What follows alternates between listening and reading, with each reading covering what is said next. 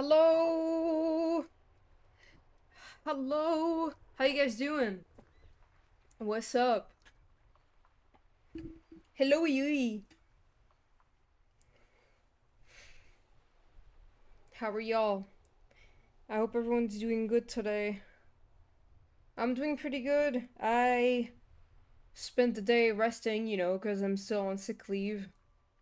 I did, I drew, I did some drawing, and I mostly did some, sketching, I've been really feeling like sketching recently, so I did some sketches for all of the drawings that I want to do this month. Or just through December, I guess.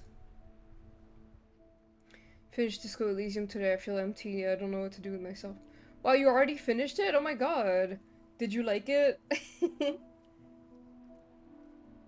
So now you don't get spoiled when I play. Um, so yeah, I did some sketches for what I want to draw for the rest of the month and through December. So I'm pretty happy. They turned out really nice and I'm excited to keep working on them. And then I played a little bit of Minecraft and yeah. Um, I am really happy to not be working. It's so relieving. Like, I felt guilty at first, and now I'm just like, oh my god, thank god! And I still don't work all of next week, but I'm really, really happy.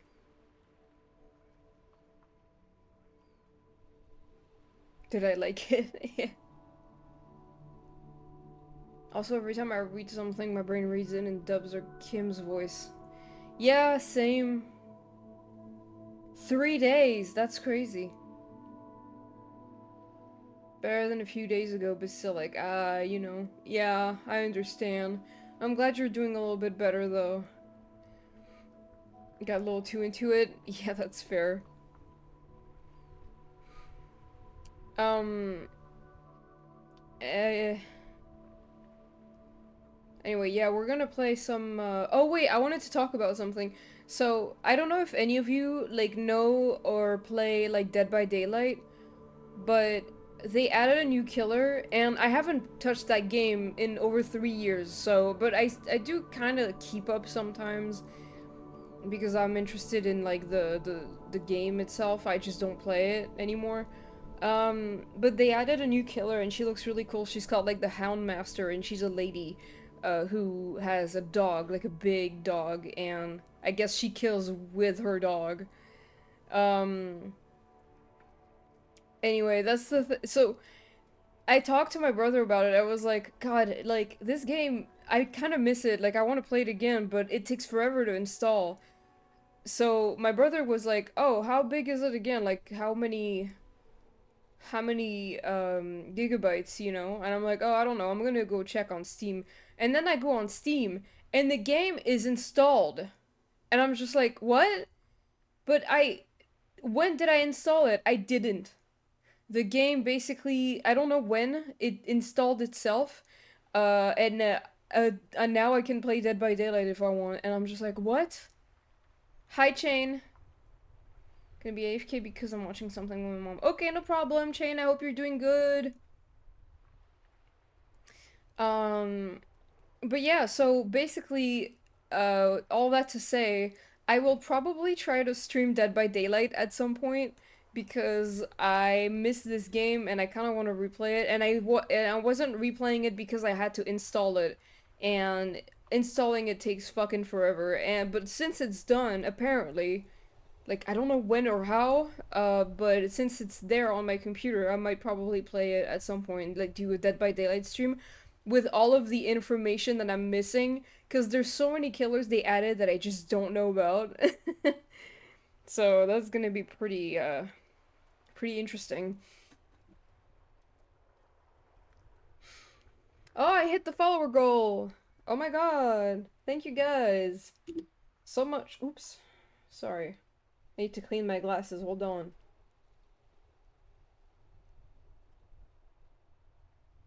I swear to god, my glasses get dirty all the time, I'm sick of it!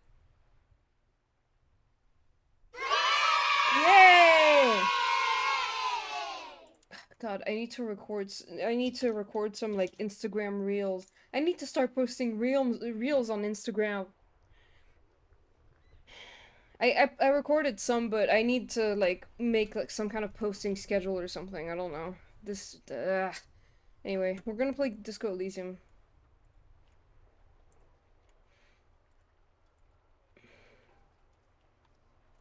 Eels.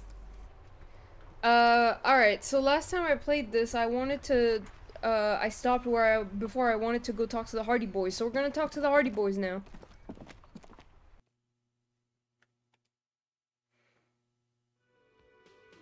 So, okay, so do you guys remember Lizzie? She was the gardener, and she was, you know, sitting next to the door to the whirling in rags, and she was all nice and cool, and look at her now. Let me handle this. Detective Disorientated. Are you still wondering where you are? This is Martinez, in case you've forgotten. I advise you not to overstay your welcome. Her entire character has shifted. This young woman is cold as ice. You lied to me, you're not a gardener. That's right. I am not a gardener. I'm a legal counselor for the Dock Workers Union. She's not AI, she just has an accent. So let's get to it. You're looking for Titus Hardy? You think he has information that will help you? Maybe he does. That's Titus. Talk to him. But know this. I'll be keeping an eye on you. No strong arming. Nothing official. The District of Martinez does not recognize your authority to make arrests. Okay. It doesn't matter if you recognize our authority. We will make an arrest. Look at how Kim is standing in like right in front of me. Why is he so close? What is he doing? She says nothing. Her glare speaks for her. What's your role in all this? Like I already told you, I'm a legal counselor. Do you have hearing problems? What if I want to talk to you, not Titus? What you want is of no significance, officer. Don't test your authority. In Martinez, you are no one. I saw what you were thinking. You want to say, what are you going to do to me? Don't. Just because it's in your head doesn't mean you have to say it. What are you going to do to me? What are we going to do to you? You were specifically asked not to say that, and then you said it anyway, you junior delinquent. But you still did. The union isn't going to do anything to you. It is I not came. It is a labor organization. Hi, Mag. Also, thank you so much, Hadoken. Thank you, Hadoken, for the sub. Wait, how many months? Oh my God, 28. That's crazy. Thank you so much. I really appreciate it. Also, how you doing, Hadoken and Mag? Hi, how you doing?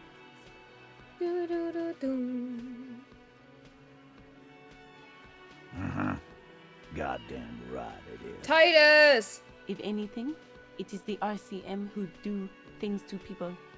But we digress. Why are you so aggressive? Aggressive?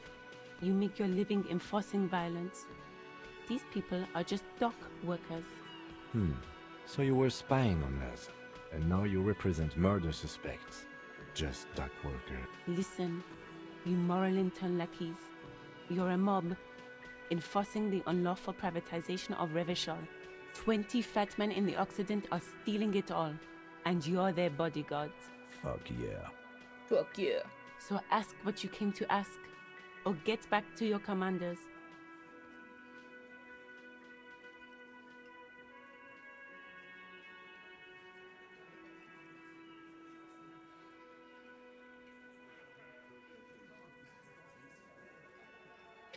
What? This is so unserious.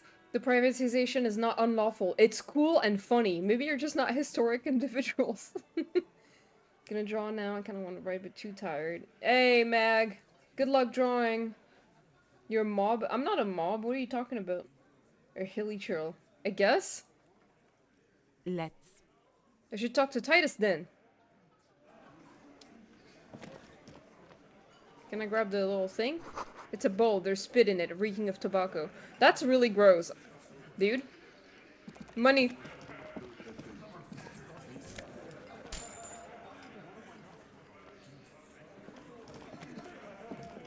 This is where you say your bit. Hey! We're gonna talk to Titus. He's one of my favorite characters in this game. Y'all are gonna love him. Detective. Don't say anything. We need to talk about the man hanged out back. I hate Friday nights where I live. Too many people getting drunk and crazy outside. Oh no, that sucks. Oh, this is about him.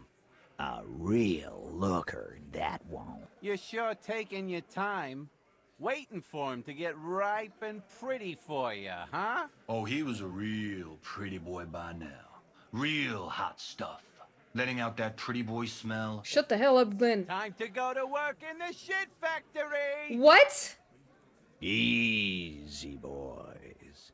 These janitors have a hell of a job cut out for them. I mean, I wouldn't go in there for $1 million.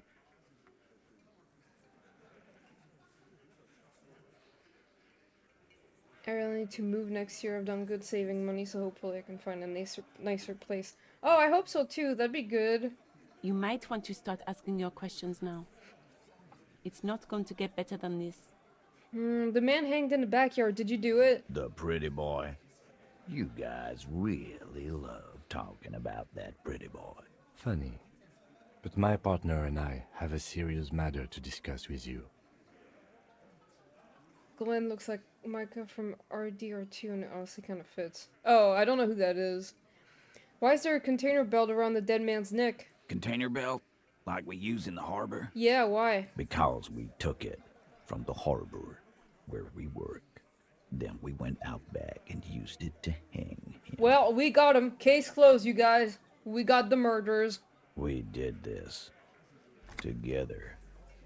All of us. Until he was dead.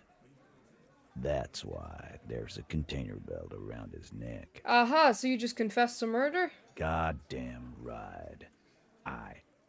No. These 7 honest men have equally come forth. They told you what happened so that you don't waste any more of your time. You murdered him just like that? No remorse? How many people have you sent to the Shays? Ever felt remorse for them? Or send them to Reunion to rot. For 20 years. For life. I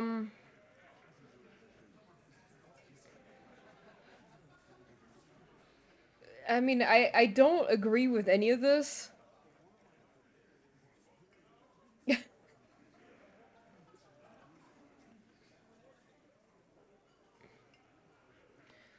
I'm just doing my job. Oh, so you are just a simple, well-meaning man, eh?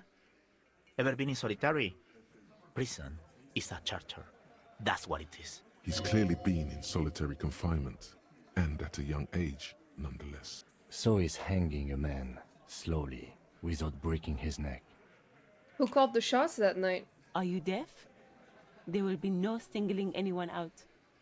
You can't arrest a Hardy Boy without arresting all Hardy Boys. Do you think you could do that? Do you think you could arrest them all? No, but seriously, who calls the shots around here? Who do you fucking think does?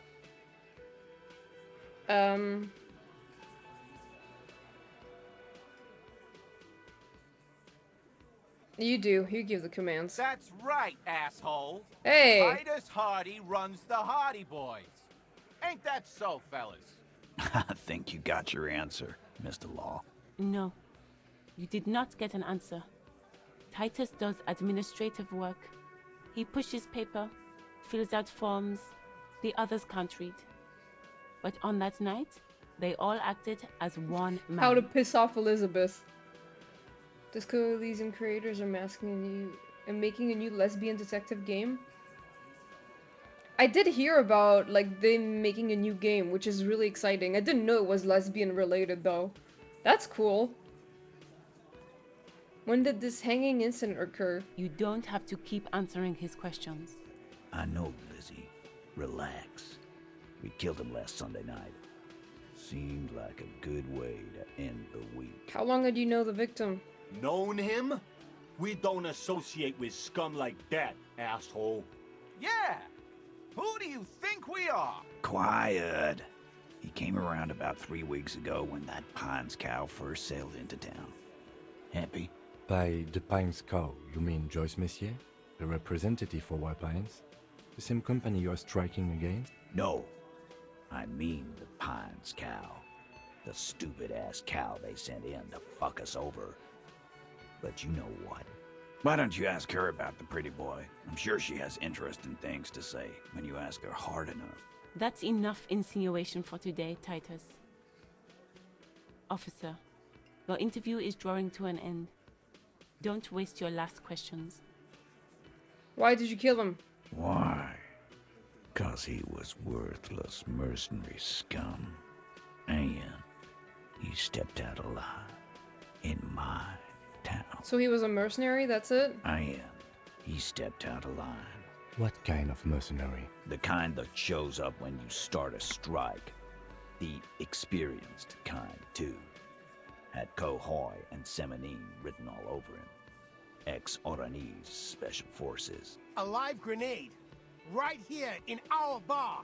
This one has a special gripe with him coming here. I can't prove it, but I know he was sent by the Wild Pines. They hire merc shit like that. Story of every strike from here to Samara. Hold on, how do you even know he was in Special Forces? 'Cause one night, he walked straight up to the mic and said, I'm RNE's goddamn Special Forces, and I'm gonna fuck you all! Okay. Really? Yeah, really. Had a gin and tonic up there, sang some RNE's paratrooper song, and said he's gonna fuck everyone. We couldn't believe it either. But he fucking did. Right there. Like some kind of animal. This is a serious violation of the karaoke code. Right, but what did he actually do wrong? Besides crime against karaoke, what did he actually do wrong? Wrong? He harassed women, raped one, harassed workers, threatened to kill some as a warning. There's slight unease in him suddenly. He regrets mentioning the rape. Oops, Titus. To kill us all, if we don't open the gates, if we don't let the scabs in, if we don't bend over. And that was before he started coming here. Yeah, he said it was his favorite joint now. Started coming here every night.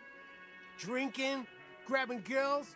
Grabbed one of ours mid-karaoke, right there on the stage. He grabbed someone? Yeah, this girl's on the mic. A beautiful girl, young. Gets into the second verse of Lover Lake.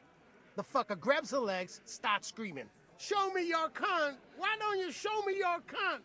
Jesus. Then, he gets knocked on the head with a wine bottle.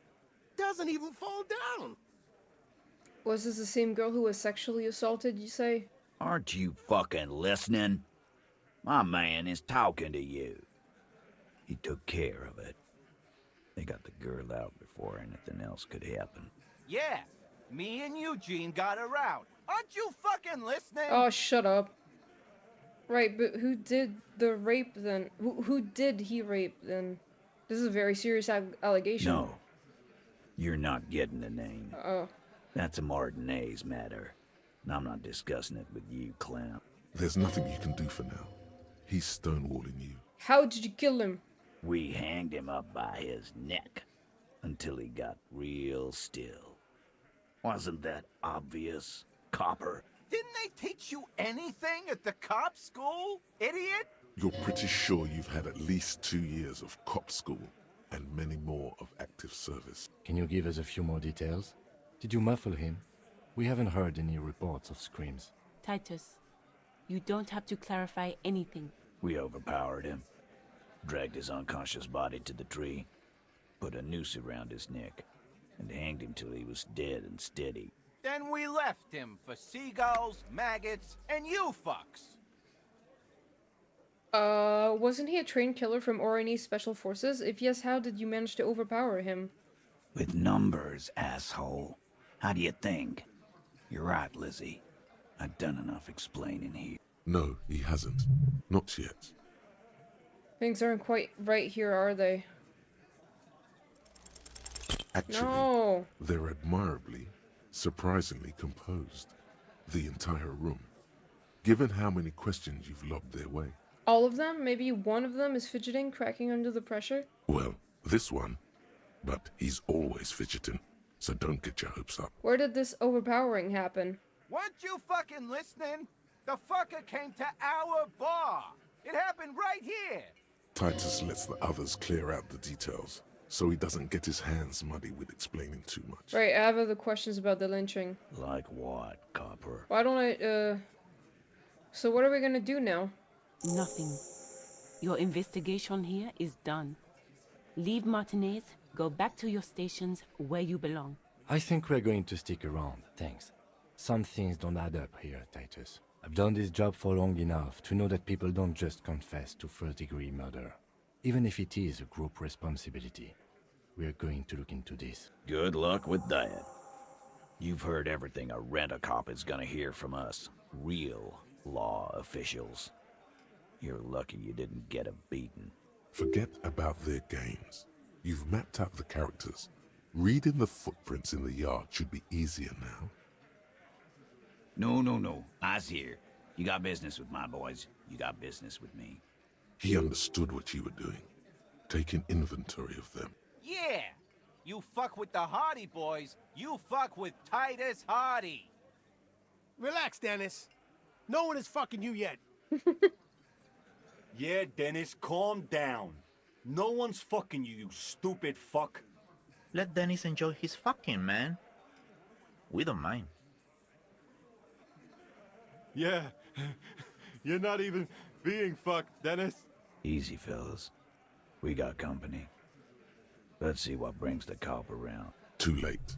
You already scanned the room. You got a pretty good picture. A picture of what? Of the actors here. You could take another look at the tracks in the mud, on the crime scene. Oh. Compare it to these guys.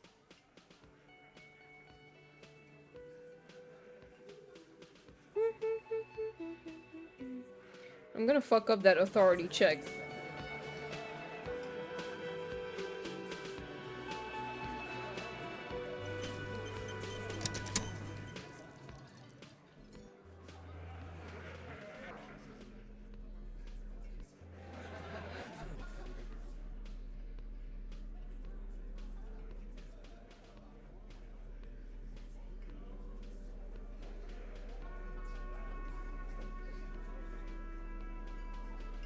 I don't have anything that will help with authority. Looks like the circus left town, but the clowns are still here. Hey, Titus. My boy.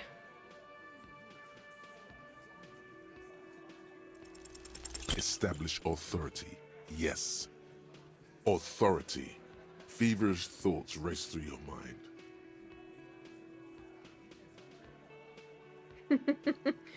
Kim, I need your gun. Why? This is not what he thinks it is.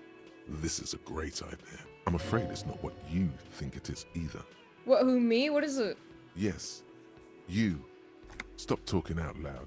You sound like you're unraveling. Everybody calm down. This is only a demonstration. Kim, the gun, please? What in the name of fuck are you doing? But I don't want to give you my gun. Not after the last time. The fuck is happening, Titus? What are they whispering about? Easy, Shanks. I want to see where this is going. Trust me, Kim. I am merely flesh. Merely what? Be careful. It's loaded. Oh, shit. Good. Now put it in your mouth. Put the barrel in your mouth. What are you doing? Genuine panic flies across the lieutenant's face. Fellas, you getting any of this? I'm gonna kill myself in front of you to change the trajectory of your life forever. These are my thoughts. This is my head. What in the name of motherfuck? The fuck is he saying? Some insane shit. Nothing. Give me the gun. I'm going to kill myself now, you fucking whore. Pull the trigger. I'm not gonna do that. I know. I know you can literally get like a game over like this. Um, You'll never forget what happens in 5 seconds if you don't respect me. Fellas, the cop is really threatening to off himself. This is insane. No, that is not what is happening. This show is unnecessary. Give me my gun. Okay, now. I'm sorry, Kim. Here's your gun.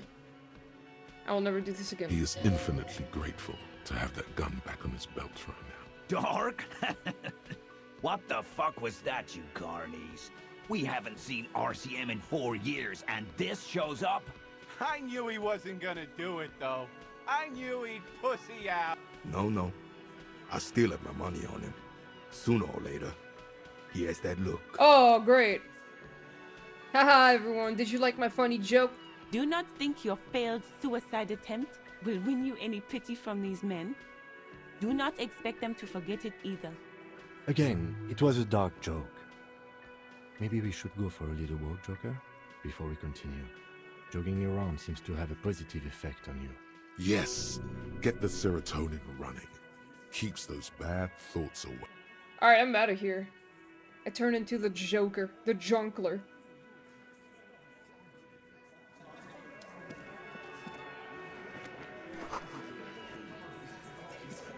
What in the name of hell was that supposed to be? Oh, I'm sorry, A Kim. theatrical suicide attempt.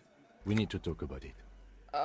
Yes, I want to talk about it as well. Right here in front of the Hardy Boys. Yes, well, I was able to recontextualize it as a dark joke.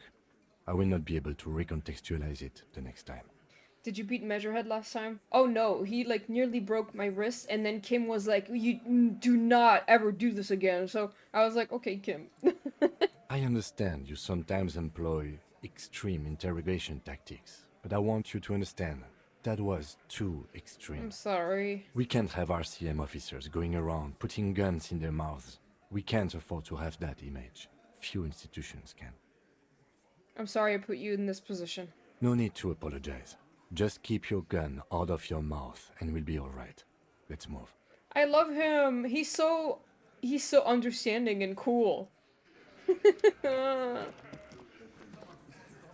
I'm sorry, Kim, for the bullshit that I do always. Oh, hello, dear. There you are again. Okay. There was a lot that I needed to do. Oh, be for real! I'm tired of this. Why does it keep happening?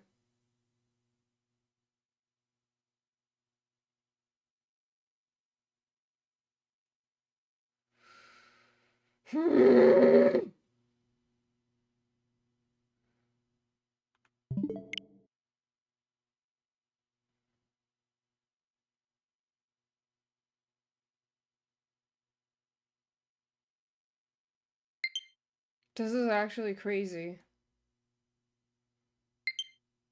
Huh?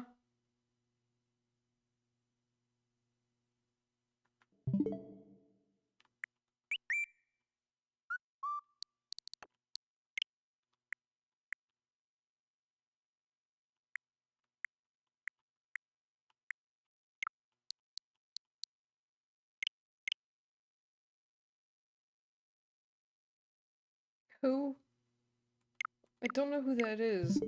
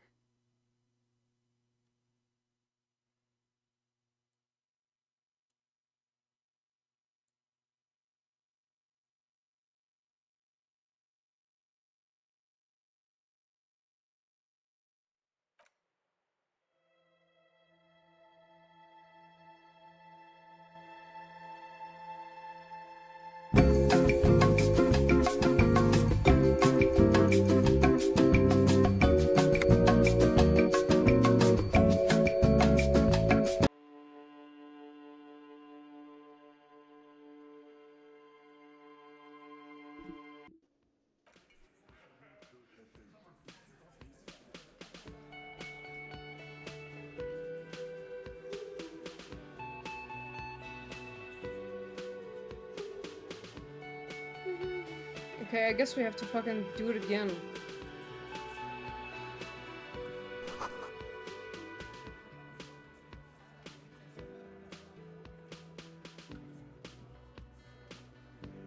Looks like the circus left town, but the clowns are still here. I don't think I'm gonna do the gun thing again. I don't need to.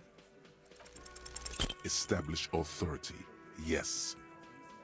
And what exactly is it you've been doing that's so goddamn special? Shitting yourself in front of us. Going around, harassing kids on the street. Kids who've done nothing wrong. What? Kuno hasn't done anything wrong, you think? All the while talking racist shit. What? Don't think we aren't watching, Fascia. People here trust us.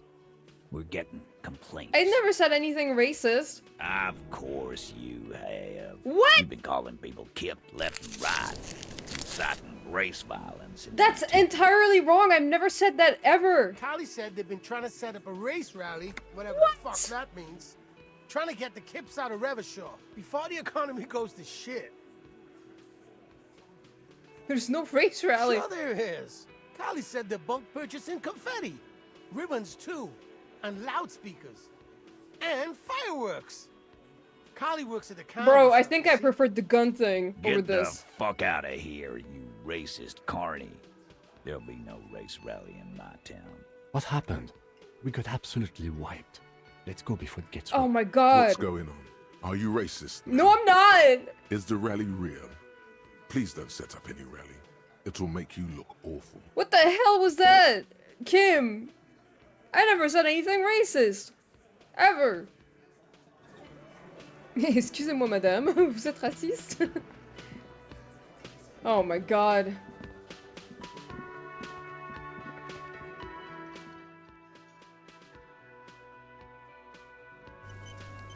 That's embarrassing. Vous êtes raciste?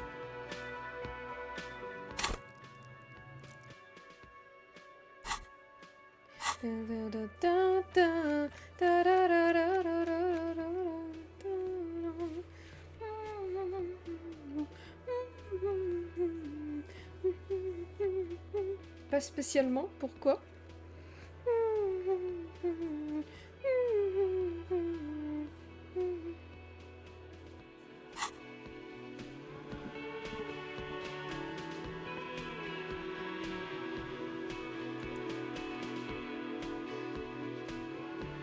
Okay, so I talked to the Hardy Boys. Now I'm gonna try to see if I can get in the harbor and talk to Everett. Because I don't want to fight Measurehead. I need to go through the secret passage.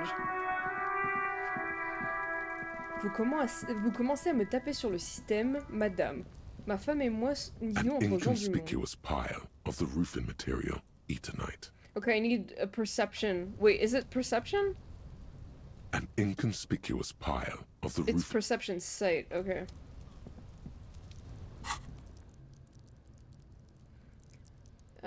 Perception.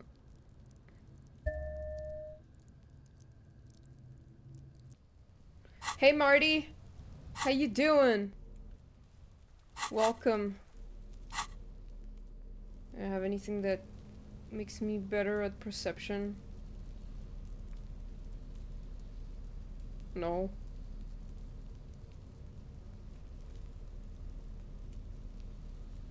Oh my god, I suck. Let's try this anyway. An inconspicuous pile of the roofing material. Eternite. Did you just start? No, it's been like, I don't know, a half hour. I just talked to the Hardy Boys and I got humiliated. Because Yay! there's a secret door hidden behind the panels of Eternite. That's why they're too orderly. Pull the panels aside. There it is. You see a shabby little door. Oh, it's easy. What is this then? A tool shed? Let's investigate. Let's investigate. Let's take a look at this. Take this.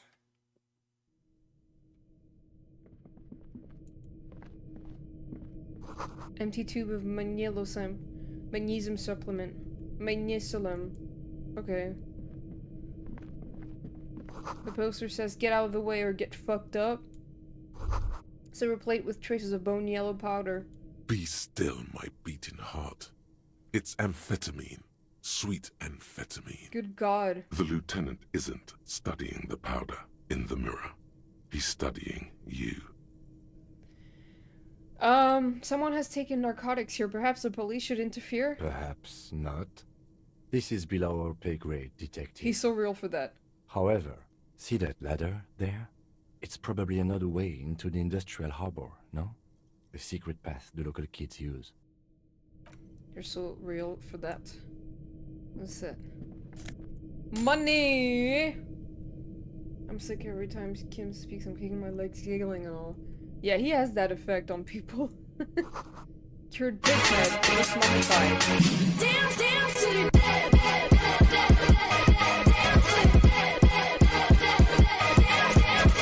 Hello, Nix. How you doing?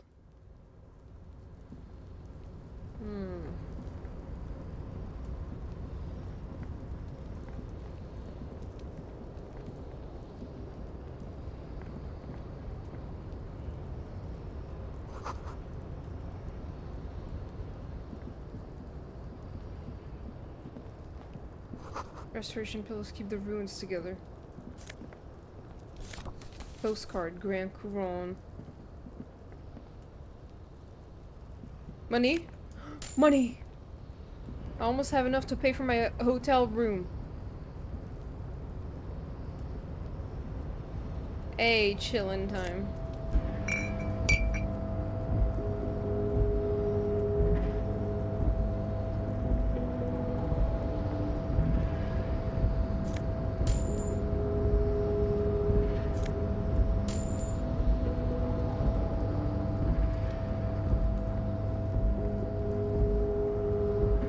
Looks like someone left his tarpaulin cloak hanging on the railing here.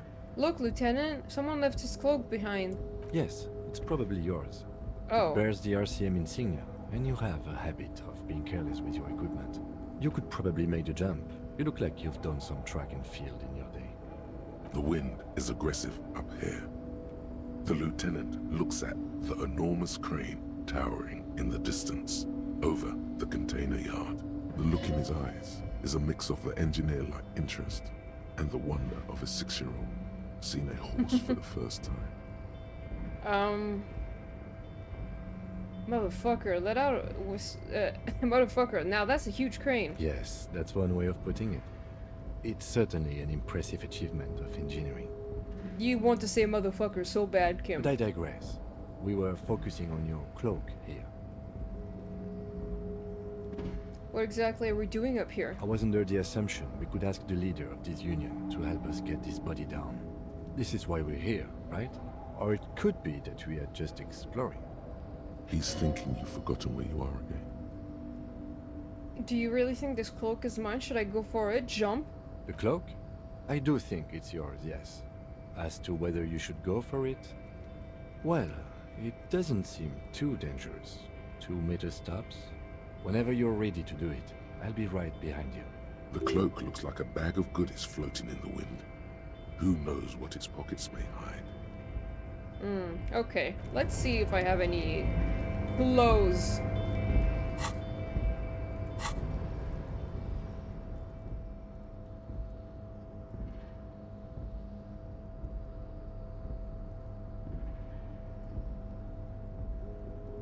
Oh my god! I need to remove my shoes.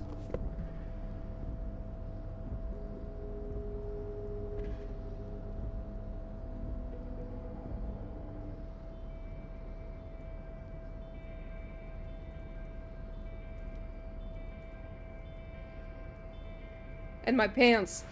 I need to go across this. I need to do the jump without my pants. I'm naked. A tarpaulin cloak is still caught on the railing. No one has claimed it for their own. Ah, shit.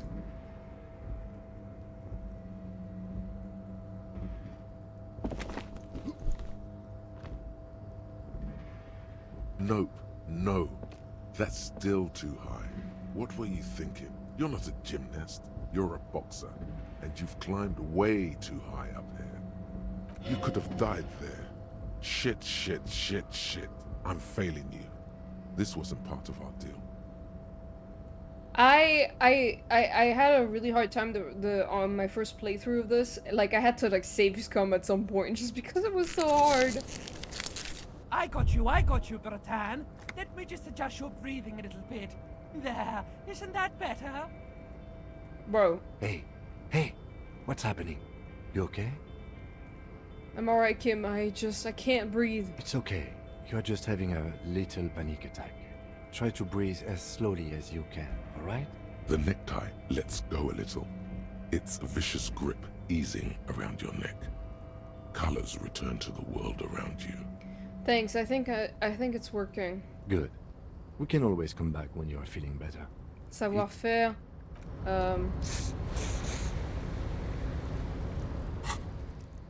Okay, I'm gonna level up savoir-faire.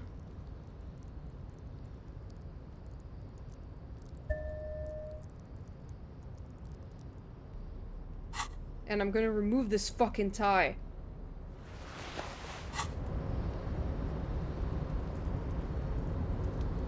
A tarpaulin cloak is still caught. Oh my god! No one has claimed it for their own. Bro, be for real.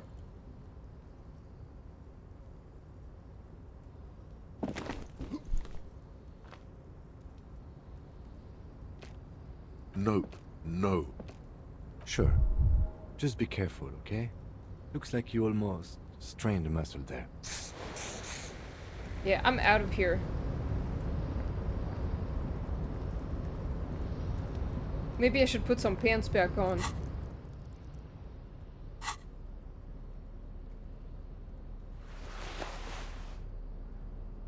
And my tie. I guess I'll wear my tie. The pockets of these new jeans are perfect for sticking your hand into. Makes you look cool, calm, and collected. As your hand enters the pocket, your fingers brush against something. Soft, yet crinkly. Hey, it's a chewing gum wrapper. It reminds you of the fruity juice of apricots. You should inspect it closer if you have time. Something about the wrapper's texture is familiar. Surely.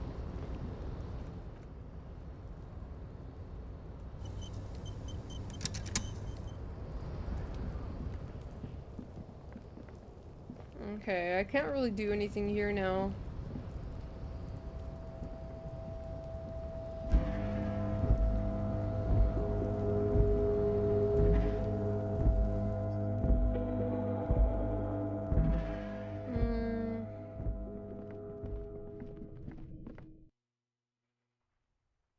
So I have to do like side stuff in the meantime.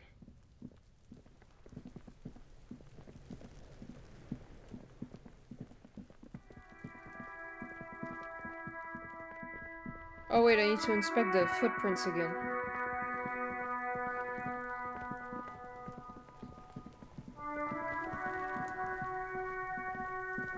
There are several footprints in the mud, left by work boots. Anywhere from 6 to 12 pairs have walked here. 8 pairs of boots have shuffled back and forth in the mud. Where else have we seen a gang of men in work boots? That's right, the hardy boys in the mess hall of whirling in rags. Go over them one by one. 1. Standard work boot. Steel reinforced toes. Number 46. Just like Titus was wearing in his booth. This is the big dick. Titus Hardy. The one with the bald cap on his head. Okay. Is it? They didn't even bother to change boots. Putting them on the scene is easy. Maybe even too easy. 2. Standard work boot.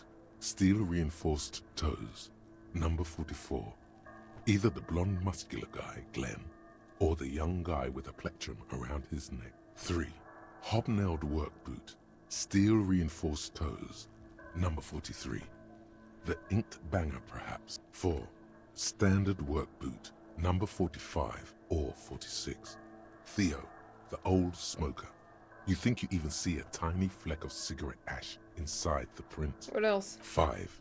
Another standard work boot. Reinforced toes. Number 44. Same as before. Either the musician, Eugene, or the muscle-bound blonde, Glenn. 6. Light as air. Same make of boot. But number 41. Small like a rat. Shanky. I should have gotten this earlier. Better late than never, detective. The whole world is dark and the tracks burn in it with strange beauty. 7. The glowing outline of a standard work boot. Number 46. The imprints are twice as deep as the others. The weight exceeds 200 kilograms. Fat Angus. Carrying something? And the last one? 8. Another standard work boot. Number 44. There's an aberration in the pattern of the sole. The right sole is smoother, more worn. Curious. A missing 8th Hardy Boy. 7 sets of tracks, right? The Hardy Boys were here. 8 actually. Actually? That's all? Interesting. Then one of them seems to be missing. Anything else out of the ordinary? Note to self. This would be a good question to ask Titus. Where's the 8th man? A leader like Titus doesn't let one of his guys out of sight easily, especially at a time like this. Point, light step, number 41 shoe. I'm guessing that's the skinny Hardy Boy. The one with his front teeth missing. Yeah. I could still be wrong, but I'm probably not. A heavy one, 200 kilogram imprint. 200? This could be the combined weight of 2 people, one carrying the other who's tied up. Let's say a heavily built worker carrying a similarly built armored man. Maybe it was a fat Hardy Boy, the one sitting in the middle. He might be right. 200 kilograms of living weight is unlikely. You're right, the fat guy from the booth was carrying the victim. Possibly, yes. An aberration, one soul is smoother than the other. Interesting. Let's name it the Old Soul. I wouldn't be surprised if this was the missing Hardy Boy. Wonder who he is. Do you have any idea, Lieutenant? Someone operating a workbench with a pedal? Like a joiner at the harbor. Or maybe a drummer? He regrets it the moment he says it. So one of the people we are looking for is a drummer? No, it's not. Forget I said it. We are not looking for a drummer. Perhaps it could be a driver. A driver would wear out their right shoe before the left. The accelerator is on the right. Interesting. If only I had come up with that idea. He doesn't seem to hear you, looking south toward the traffic jam instead. The machines are silent. The engines are all turned off. We should keep our eyes open around the traffic jam. See whether anyone strikes out as a potential suspect. Seems prudent, no? Yes, prudent. Mm-hmm. How old do you think these tracks are? A week, maybe? 7 days would fit the time frame provided to us by the caller, who reported the hanging. It is not impossible. How do you know? I pulled last week's forecast for coastal Havashol. 7 days below freezing. The day before, the day of his hanging, was the last warm day. Correct again. Sub-zero temperatures would preserve the tracks in a good state. The commotion here could have taken place a week ago. What do you think happened here? What do I think? A mob of people brought something heavy to the tree. One of them was carrying the victim. They shuffled around, especially under the tree. Then, after hoisting him up, they stood in a semicircle facing his direction. At first glance, this appears to be a lynching. Indeed. They all stood in a row here and looked at the tree. So far, so good. Only one thing missing. Of course, there were 8 tracks, but there are only 7 Hardy Boys. Let him have his moment of joy. There's one pair missing from the Union box. The 8th pair. I'm going to say it was our Old Soul. So the odd soul was present at the lynching, but it isn't in the mess hall right now. Yes. I doubt the Hardys are going to tell us who this person is. For now, it's best if we just keep our eyes open. I'm sure our investigation will eventually lead us to the Old Soul.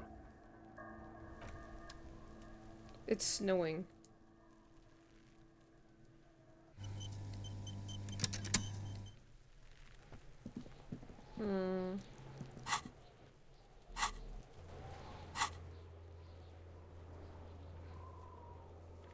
What can I do? Yeah, I can't do these.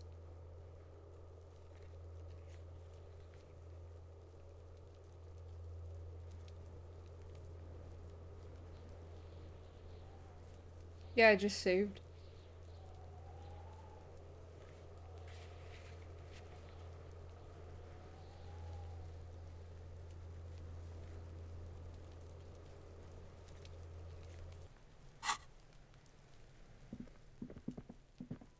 Okay. What's that again?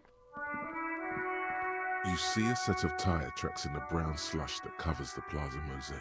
Cop habit. You look at everything. This isn't case related, you think. What kind of vehicle drove through here? Hard to say. Reconstruct the movement. The tire Yay! tracks were I left did there it! by an unknown event that took place some days ago. It's a message, written in the language of burnt rubber. Nice line. Some of that rubber stuck to the tiles right in front of the whirling in rags. This is point A. Yay! The driver started there and then accelerated straight into the fence, left a hole big enough for the Franco-Nigerian cavalry, according to the cafeteria manager. Why that pang of guilt again? The hole in this fence doesn't look that huge. The hole is not that impressive. He was exaggerating. People blame cops for everything that goes wrong in the world. This has nothing to do with you. Okay, what happened next? The driver proceeded to back out of the yard, barely stopping before hitting the adjacent building, before heading south. Must have been in a hurry. A car drove through the fence. You are correct.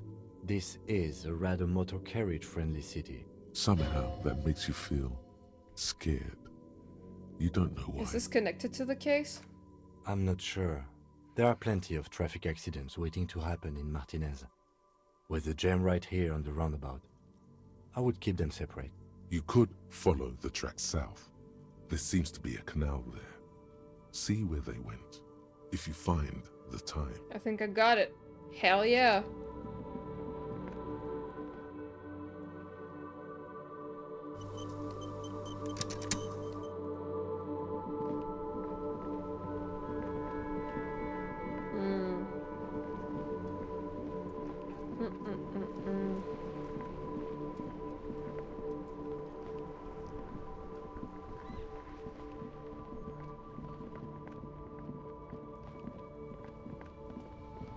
I think... Looking for... You could push him by asking him to show you. Been admiring the stompers, right? Sure, I can demonstrate them. On the bottom of the man's boots, you see an intricate tangle of treads with no immediately discernible pattern. The wind howls over the bay of Rivershaw, a cascade of cold air flowing through the tangled city streets. Okay, Shivers, thank you. Is that a map of Revachol? It sure is. Where did you get boots like that? Custom made. Cost me a pretty penny. You'll see when the time comes, officer. True patriots carry Revachol in their very souls. Technically, you're stomping on Revachol every step you take. Huh. I know you people don't understand poetry. I know you've been giving me the runaround. First up, where's the lady driver? I don't know what you're talking about. First, you knew Sealing didn't do it. He did something. He stole his employer's goods and another lorryman's job. You should be thankful for the tip. He's been expecting this. He's really puffed himself up. And why are you smirking? Listen up, fuckwits. You don't scare me. You cops don't run Revachol West. You don't run Martinez. You don't run anything. Actually, we do. No. He means La Puta Madre. Oh. The name resounds like a bell in the air. A dark gong. You get a bad feeling about it. Looks like the lieutenant has a plan. Let him do this. Yeah, him. Then I presume you are familiar with his peonies. Yeah, they're his little bitches. He's got them all over the unions. Not just the unions. He has peonies everywhere. Some say he even has them in the RCM. We said not the moms. Peonies who do anything for him. Multi-ethnic drug addicts. Oh. You're not peonies. You wouldn't be investigating a drug thing if you were. No, Of course not. We're not peonies. But if we were, and one of Madre's drivers were to be stealing from him, then it's a good peony's job to find out who that is. It's not a hard job. It won't take a long time. It won't make Madre angry. But a stupid fucking racist is standing in the way, protecting this fucking thief. Oh my god, Kim! I'm not scared of you or the mob. I'm under the protection of the Lorryman and Carter's Guild. You've seen that corpse in the ceramic armor there. Did his shitty little guild protect him? Nah, you wouldn't just leave him out there if you... The lieutenant turns and gives you a barely perceptible nod. I fucking love you, Kim. He's in alternate France. I've softened him up as best I could. Now it's on you to finish the job. I love Half-Light -1. Go fuck yourself. Funny. Half-Light. Do I have clothes for Half-Light?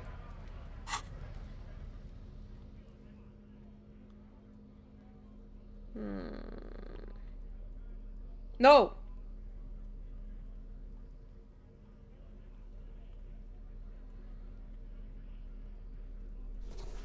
That's not what I meant to do, bro.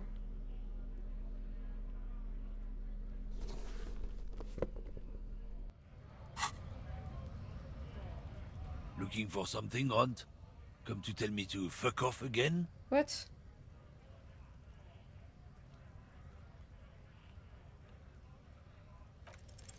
The main thing is to not overdo it, even when you're trying to scare someone. I'm really unlucky, man. The most important thing is, how does it look on your resume?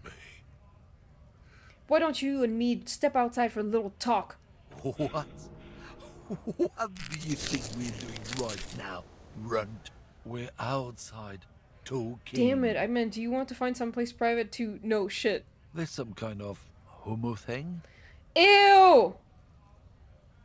Just tell me what you know. Make me, Runt. Let's just go and ask Tommy, alright? We are wasting our time. I'm not gonna ask Tommy. I don't wanna fucking... I want to be Tommy's friend. I'm not gonna ask him anything.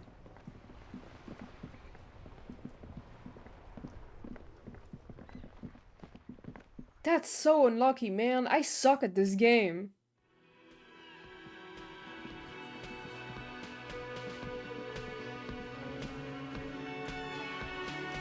Can I help you? Got the 20 real? Yeah, just take my money. Good. You got the room for the night, but remember, you'll need another thing. Great. Yes?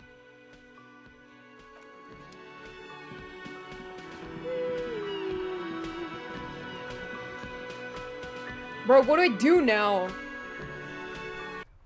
I keep missing my skill checks. I'm tired. I'm sick of it.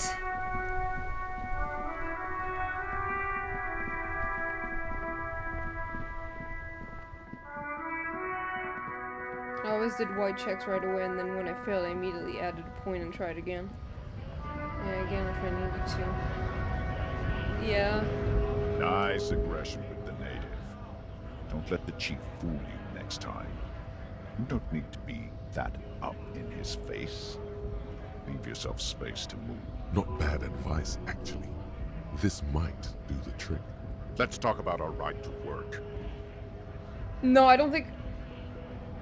I don't really want to fight him, though. Like... Kim doesn't want me to fight him, so I don't want to fight him. I would be disappointing him. I need some mental health shit.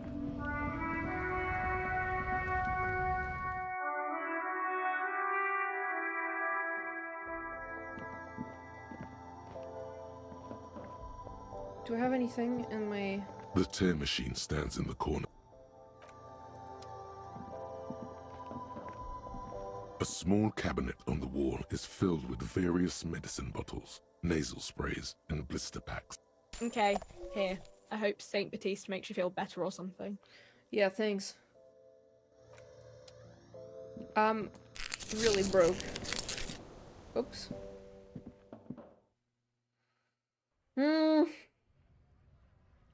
Okay, I think... Oops, let me save.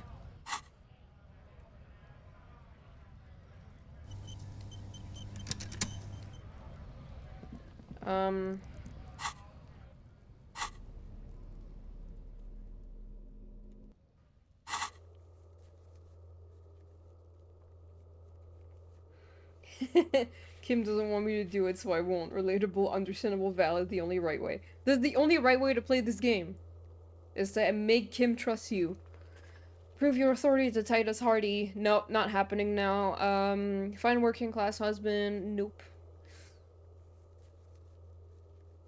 Go read up on cockatoos in the bookstore. Maybe you'll discover something new about yourself. Let's do that. I'm just gonna do random quests now so I can get skill points and do the stuff that I need to do.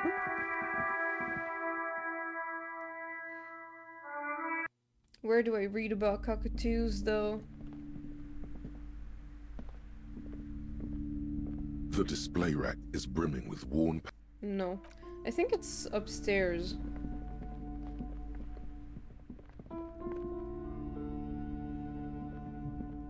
Shelves filled to the brim.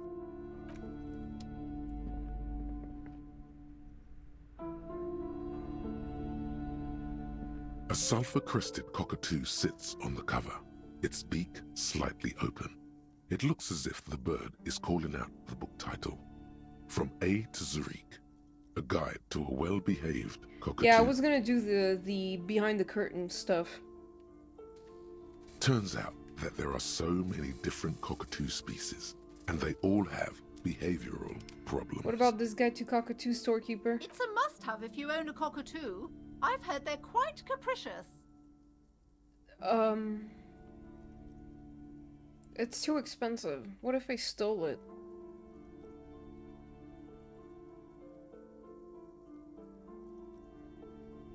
Maybe I add a point to interfacing if I can.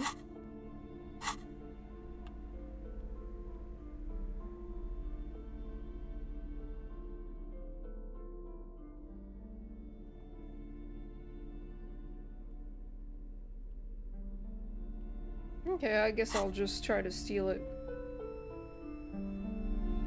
A sulfur-crested cockatoo sits on the cover. Slowly, Oh. you move your hand toward the tome. Why am I so unlucky? This is bullshit! I'm failing everything! Do we really need to do this? I think not. Oh, okay. Fine.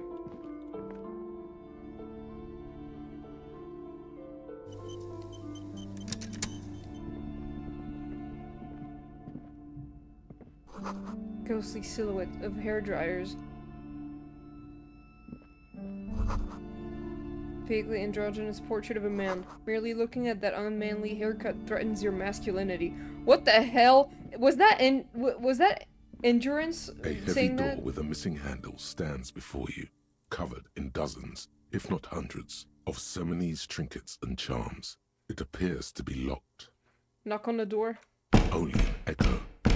No one is there. Bro, if I fail this, I'm gonna kill myself.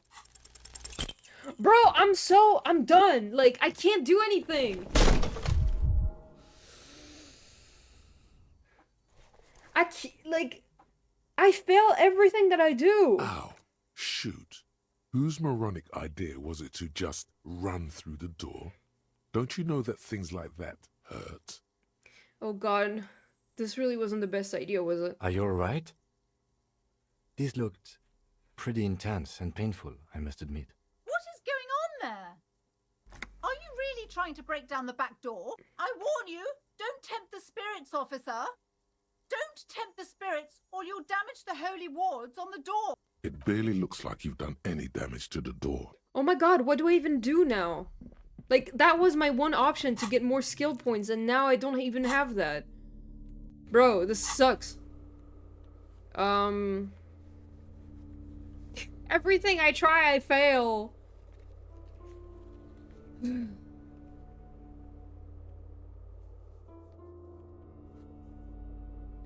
Literally none of this I can do.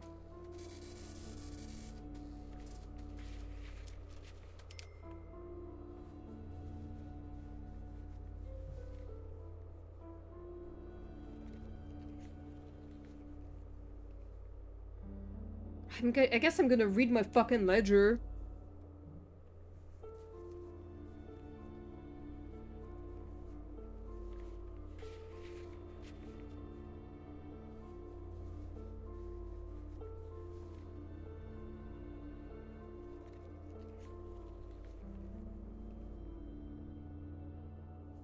Report back to cleaning lady.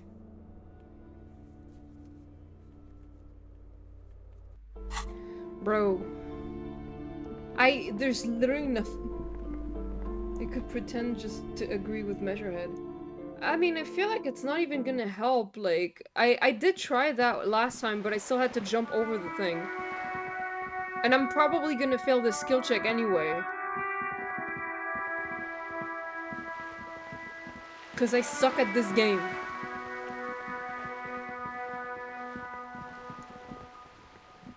I don't remember.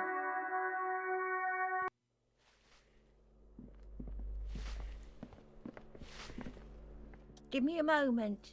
I didn't find any counterculture people in apartment 10, it was just a real estate agent setting up the room for a few tenants. I see.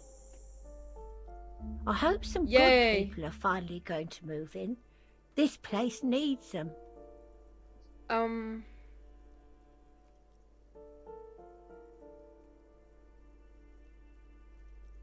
sure everything will be fine. This apartment building needs slow change, imperceptibly slow. Yes. Well. I hope they're good people. Your statements are too vague to comment on. Okay, well, I got a new skill point from that, so... I guess... I am gonna try...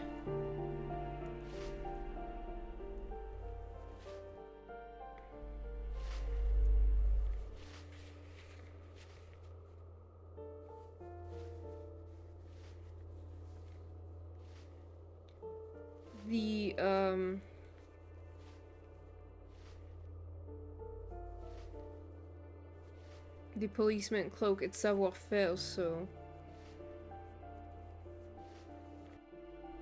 I'm gonna put a skill point in that. And we're gonna try this fucking skill check again.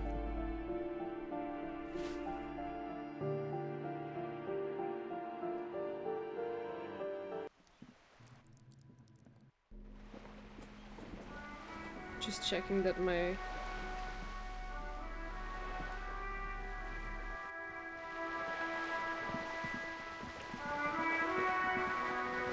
Oh wait, no.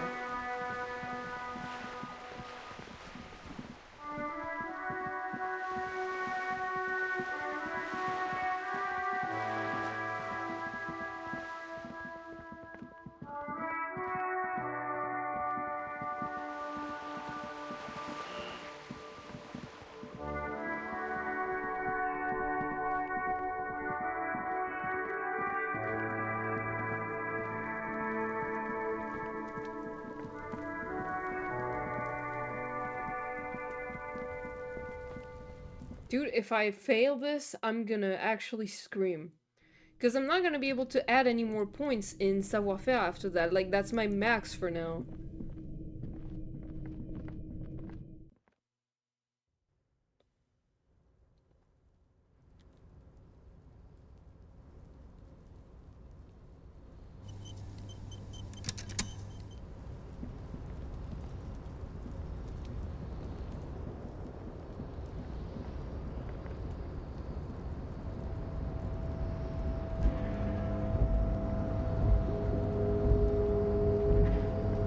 A tarpaulin cloak is still caught on the railing. No one has claimed it for their own. Oh my god. I swear to god. Off topic, I'm struggling with Chlorine's hair. It looks so bad from the front without the hat. Like a greasy wet cat. Oh no.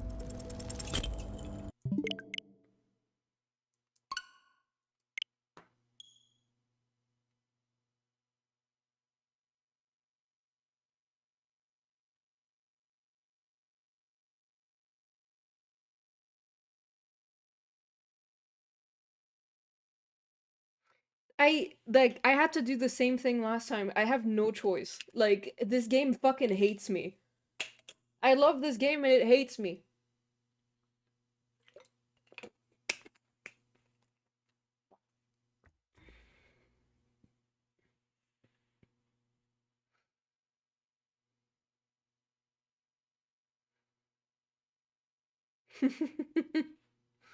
I can't take this anymore.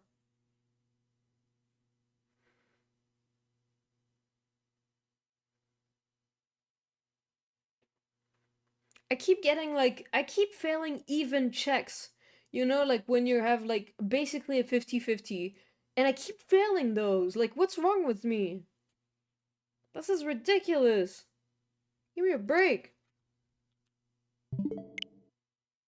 Load. Cheats.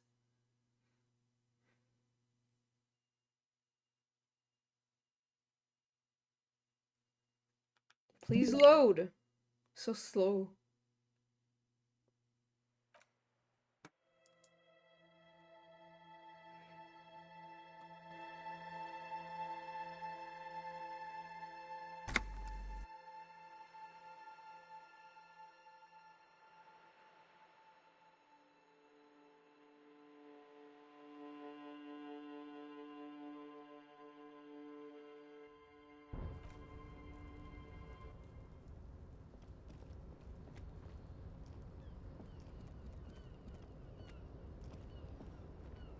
Going up there is so annoying.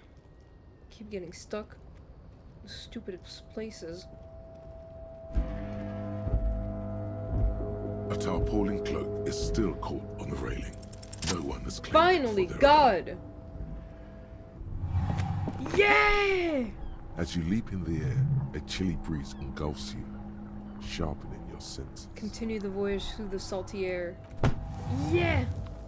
As the concrete floor welcomes you, you realize it's been a while since you felt so alive, alert, capable. Must be the adrenaline. I knew you could do it. Thank you, Kim. My climbing down might not have been as disco as your jump, but at least we can explore the harbor now. With your feet firmly planted on the concrete, the noise of the harbor rushes back in.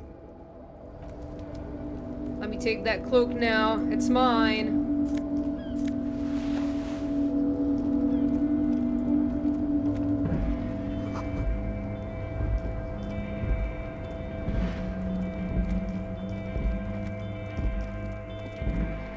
The worst part is that detective climbed down too. Yeah. Oh, bottles.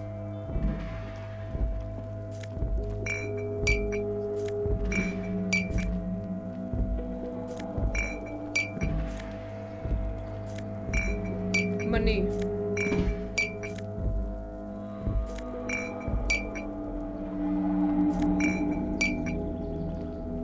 Numerous empty bottles of Commodore Red and potent Pilsner.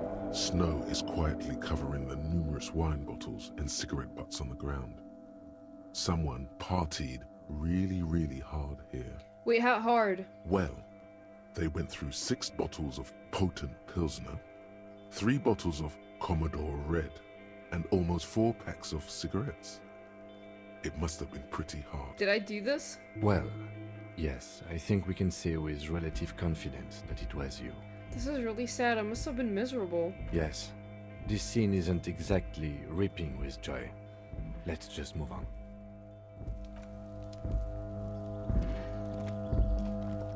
This is the night watchman's booth. The name on the door reads, René Arnaud. Listen, it's okay to take a few minutes to yourself. Sit down and have a breather. This is where René works. I'm gonna look around. If you must. But please hurry. We are pretty easy to spot up here. Nothing incriminating catches your eye. The cabinets are clean and their sparse contents meticulously organized. There's a framed photograph on the table. Looks like the inhabitant is rather pedantic when it comes to order. Take the picture? It's a black and white photo of a young couple out in a street fair. The man, René, is dressed in a Royal Carabinier uniform. The girl is young and very pretty.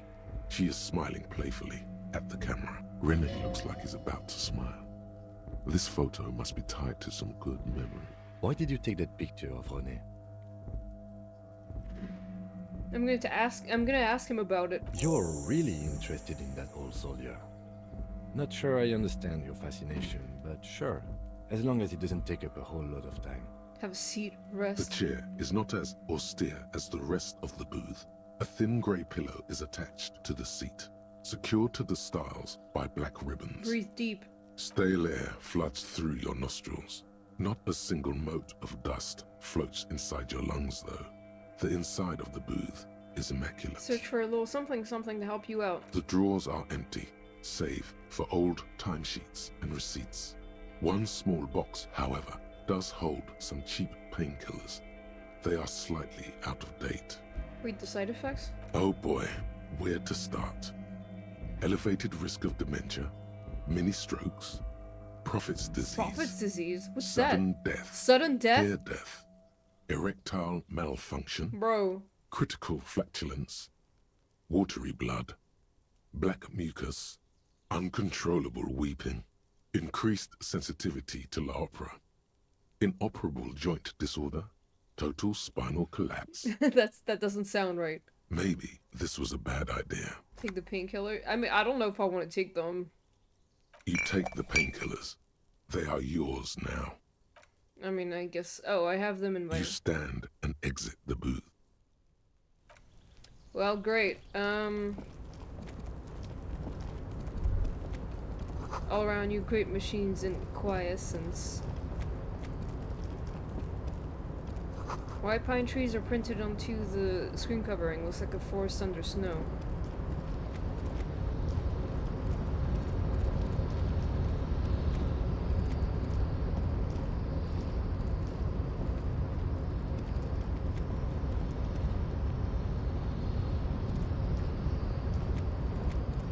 There was something.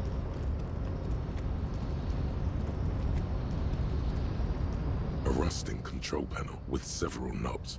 2 buttons marked Marsh and Arrête are faded with use. Arrête. It seems to control the large crane above.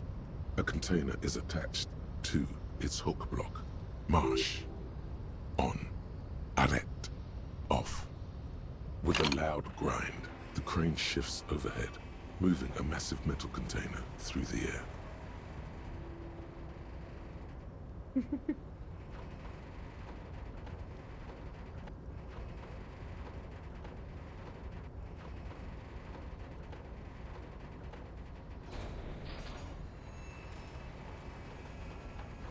Oh my god.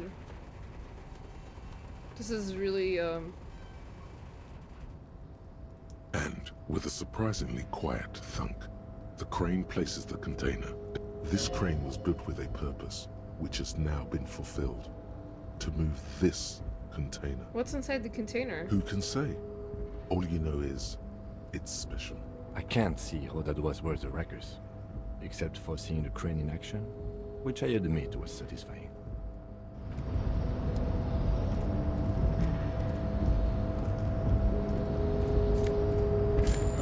Money! I see faded industrial letter on the platform. Kavalson.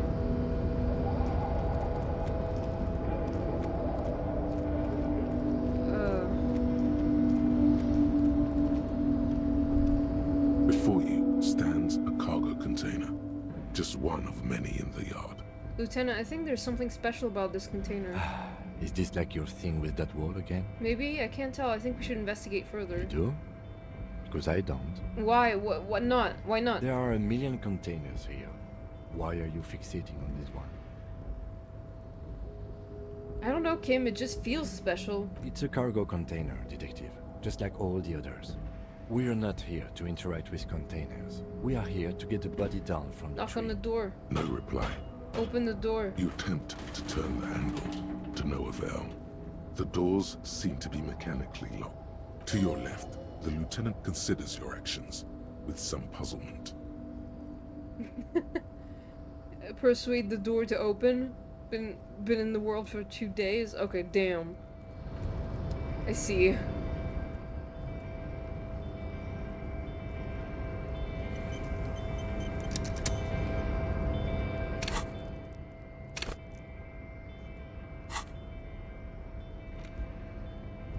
Bye, Emo. See you later.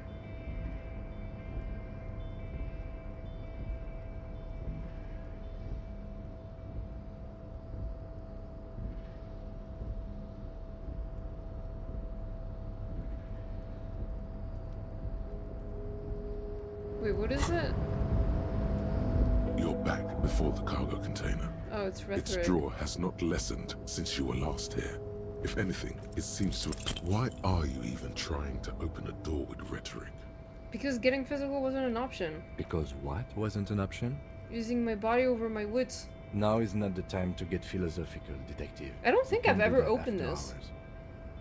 Hey, welcome back, Chain. I don't think I ever opened this in my previous playthrough. I didn't even know this was a thing. So I'm gonna come back to this later.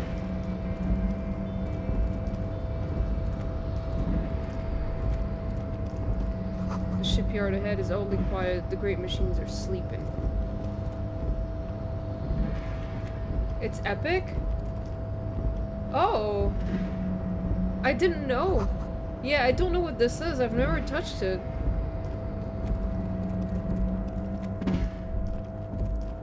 The musk of oil and rust come from the chasm in front of you. Smells like blood. Gloves!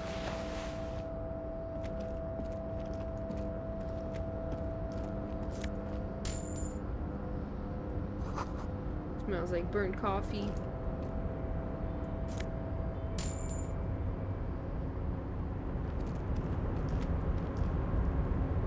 Banner sags under the weight of rain and snow.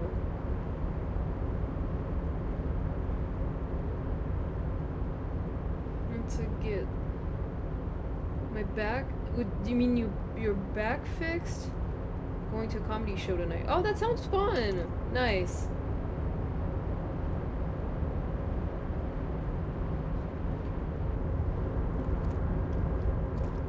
Container, oh yeah, that. Container, I'll turn you nice and red. Container, container, put the logos on. The lyrics to this container song are being made up as he goes along. The accent is so thick, it's impossible not to notice he's Ubi, from the vanishing peninsula of Ubisunt on Muindi. Container, container, used to be Wild Pines. Container, container, now belongs to Everard. Hi. Everard, Everard, Everard, he looks after everyone. Huh? Well, hey there. How can I help you, mister? The look in his deep blue eyes is as sincere as you've ever seen. Kind of makes you feel like an arsehole for no apparent reason. I see you are not a union man, mister. Did you get lost? You're not one of them scabs, are you? What is it with you people and scabs? I mean, I don't personally mind. Folks is just folks, you know, and folks gotta eat. Just some of the other guys don't look too kindly on the scabbing kind, if you know what I mean, mister. You're Ubi, right? Oh, yes. Born and raised in Arish, mister. Mum had to leave my dad after he got a bit violent. Took us here to the new world. I was about 10 then. Too old to lose my accent then. People say us Ubis are up to all sorts of trouble with sheep and other animals and whatnot. I just want you to know there was never any of that where I come from. No, sir. Those are just nasty rumors. Thank you for clarifying that, sir. What are you doing with the containers? Oh, I'm just making some covers for them containers here. Yes, I am. Yes, I am. So it's easier for the crane operators to spot them. What's going on here? The containers in the Yay. yard are green in Wild Pine's livery, and the mountains rising behind Leo is all red in Union color. It's like some red infection was spreading outwards from the container yard's core. This looks like a massive redecorating operation, Kim. Yes, they are hiding it from the inside.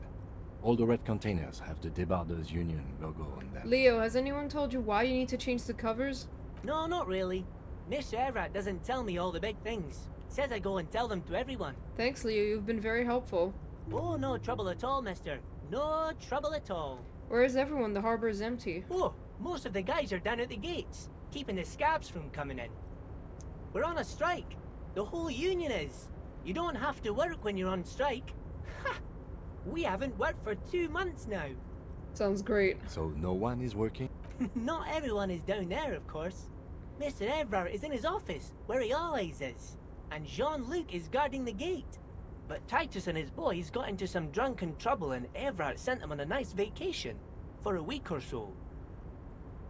What trouble did Titus and his friends get into? Oh, I'm not really supposed to talk about that.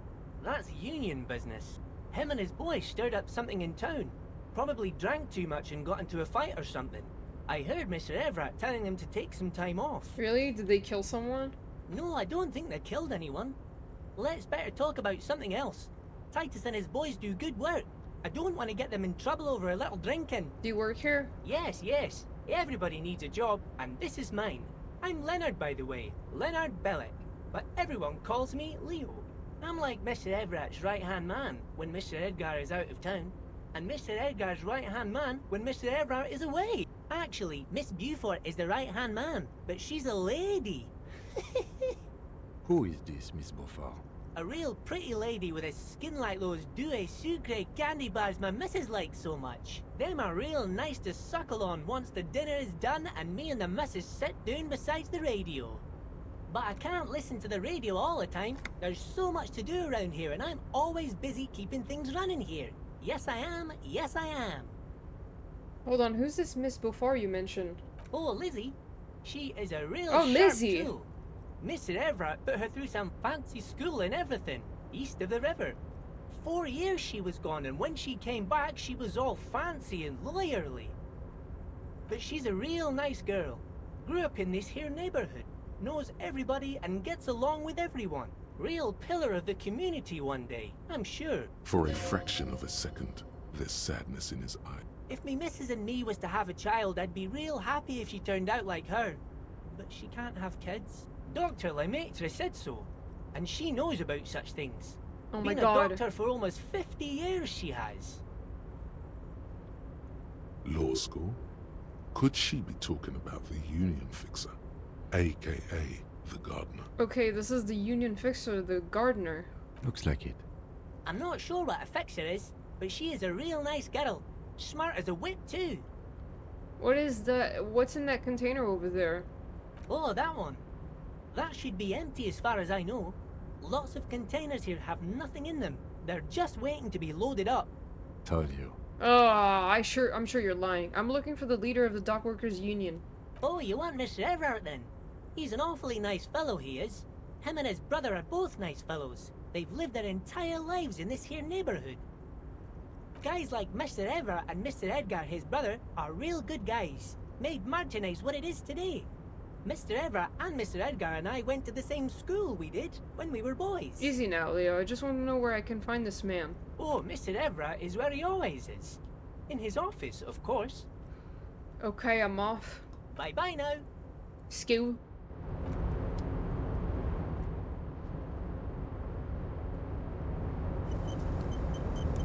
Bro, if it crashes again when I'm saving...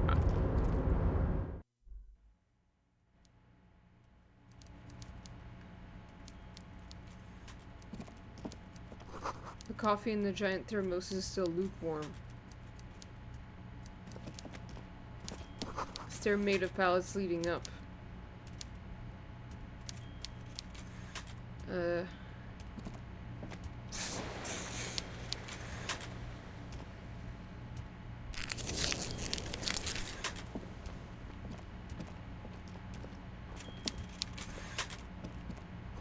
taxidermy fish that tells time. Bro. Before you is a walrus of a man, seated behind a large desk. He looks up from his work, not the least bit surprised to see you. With great effort, he straightens himself up in his chair, yet says nothing. He simply stares at you. Are you in charge of the dock workers? Welcome, Mr. Dubois, Mr. Kitsuragi. It's good of you two to stop by. Please, have a seat. No. I'm Everard Clare, head of the Debarders Union here in Martinez. I'd offer you my hand, but unfortunately my health prevents me from getting up. You understand? He looks extremely comfortable. The tiny folding chair, on the other hand, looks like a torture device. Not the chair. You go ahead, detective. I'm not gonna sit down. Whatever he has in store for you, it can't be good, he thinks. I'll do my best. Forget about that. What's with this Dubois stuff. You're getting some seriously bad vibes from that name. I'd rather stand. Please, Mr. Dubois, let us converse in a civilized manner, as equals. Ah! Take a seat. I insist. He's trying to throw you off your game with this Dubois nonsense. Don't give him the pleasure. I don't sit, it's kind of my thing. Very well, Mr. Dubois. I respect a man with strong convictions.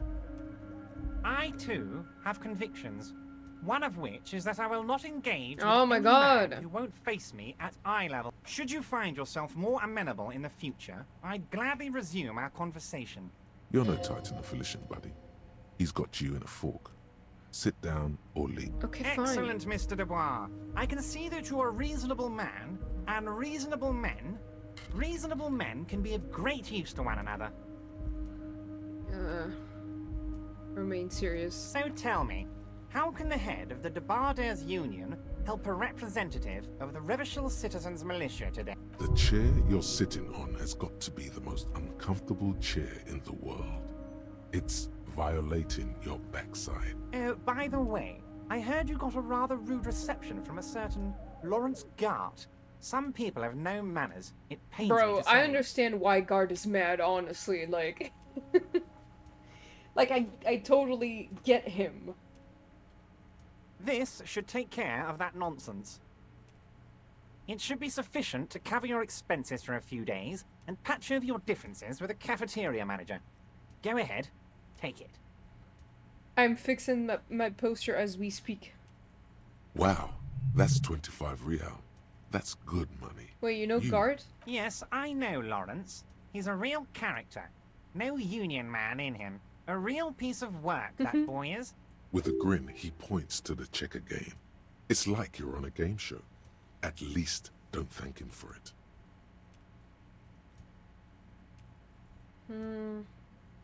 You can take that comically large check and shove it up your ass. I'm not gonna do that. I will take it. Last time I didn't take it, but maybe I'll take it this time. But at the same time, I kind of hate this guy.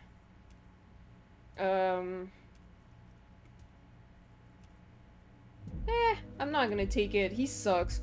Okay, okay.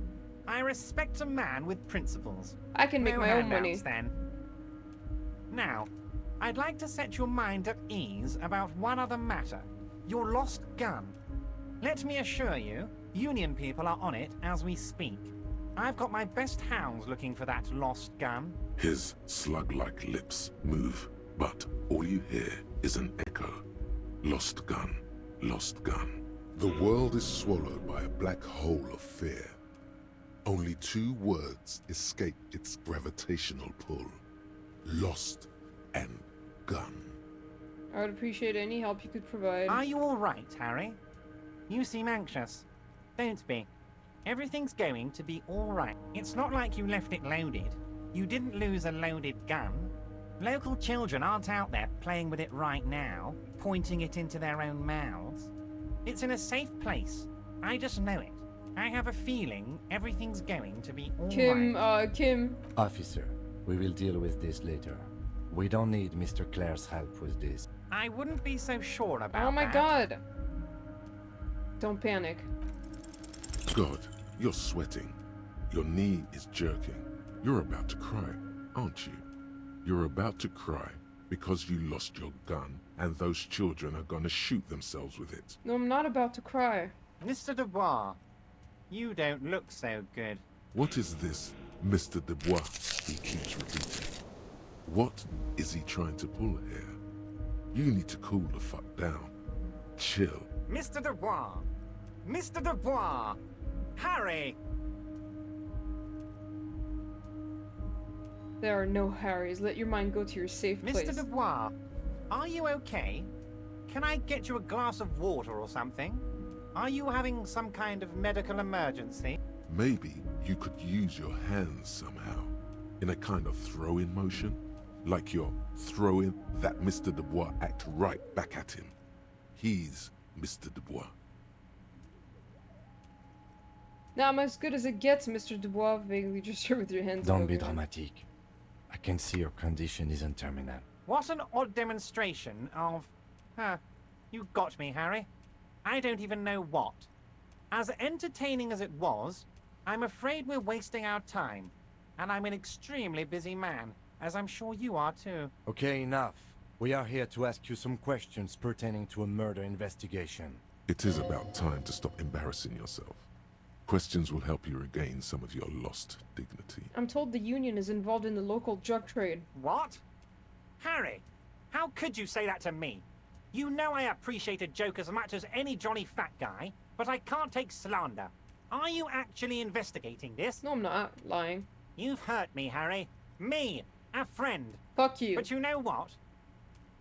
I trust you, like I trust all my friends. And I know you'll never talk to me about this again, because you don't want to wound me. So do what you want, and let's change the subject. Thank you for your understanding. We will continue to do what we must. You too, Lieutenant. You know, I like you, but you never were my favorite. I'm a Harry guy. I'm Team Harry. None taken. Did we have anything else to do here, Harry? Harry! Aren't you gonna ask me how I got in? Harry, honestly, I'm just relieved you didn't get a hernia. A man your age...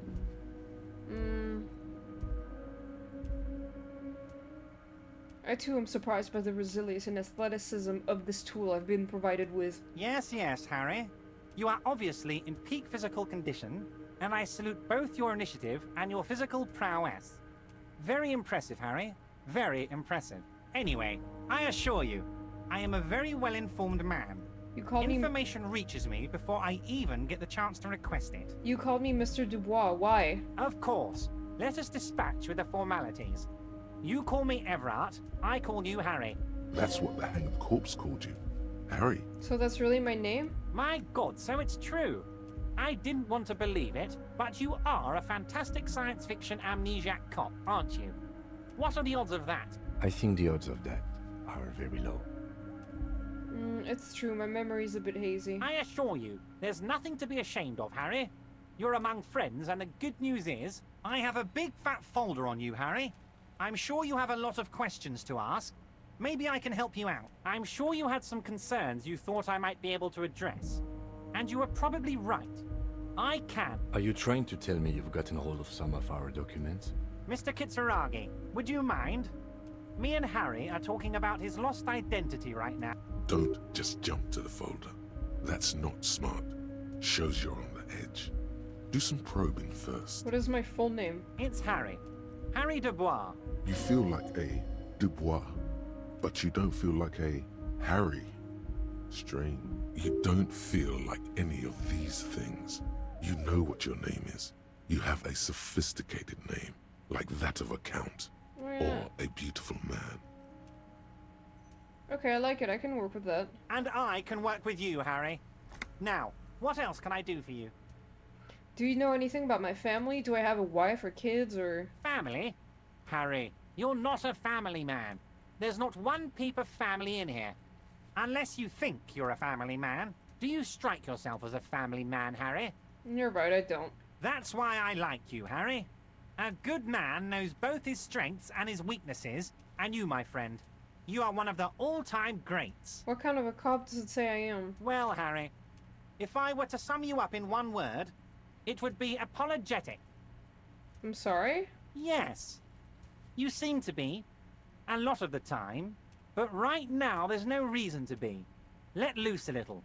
Be you. Where'd you get that folder? Ah, this? My friends in your organization gave it to me, Harry. I find that very suspicious. May I have a look? I'm afraid this is meant for Union eyes only, Mr. Kitsuragi. I'm sure you understand. Please continue, Harry.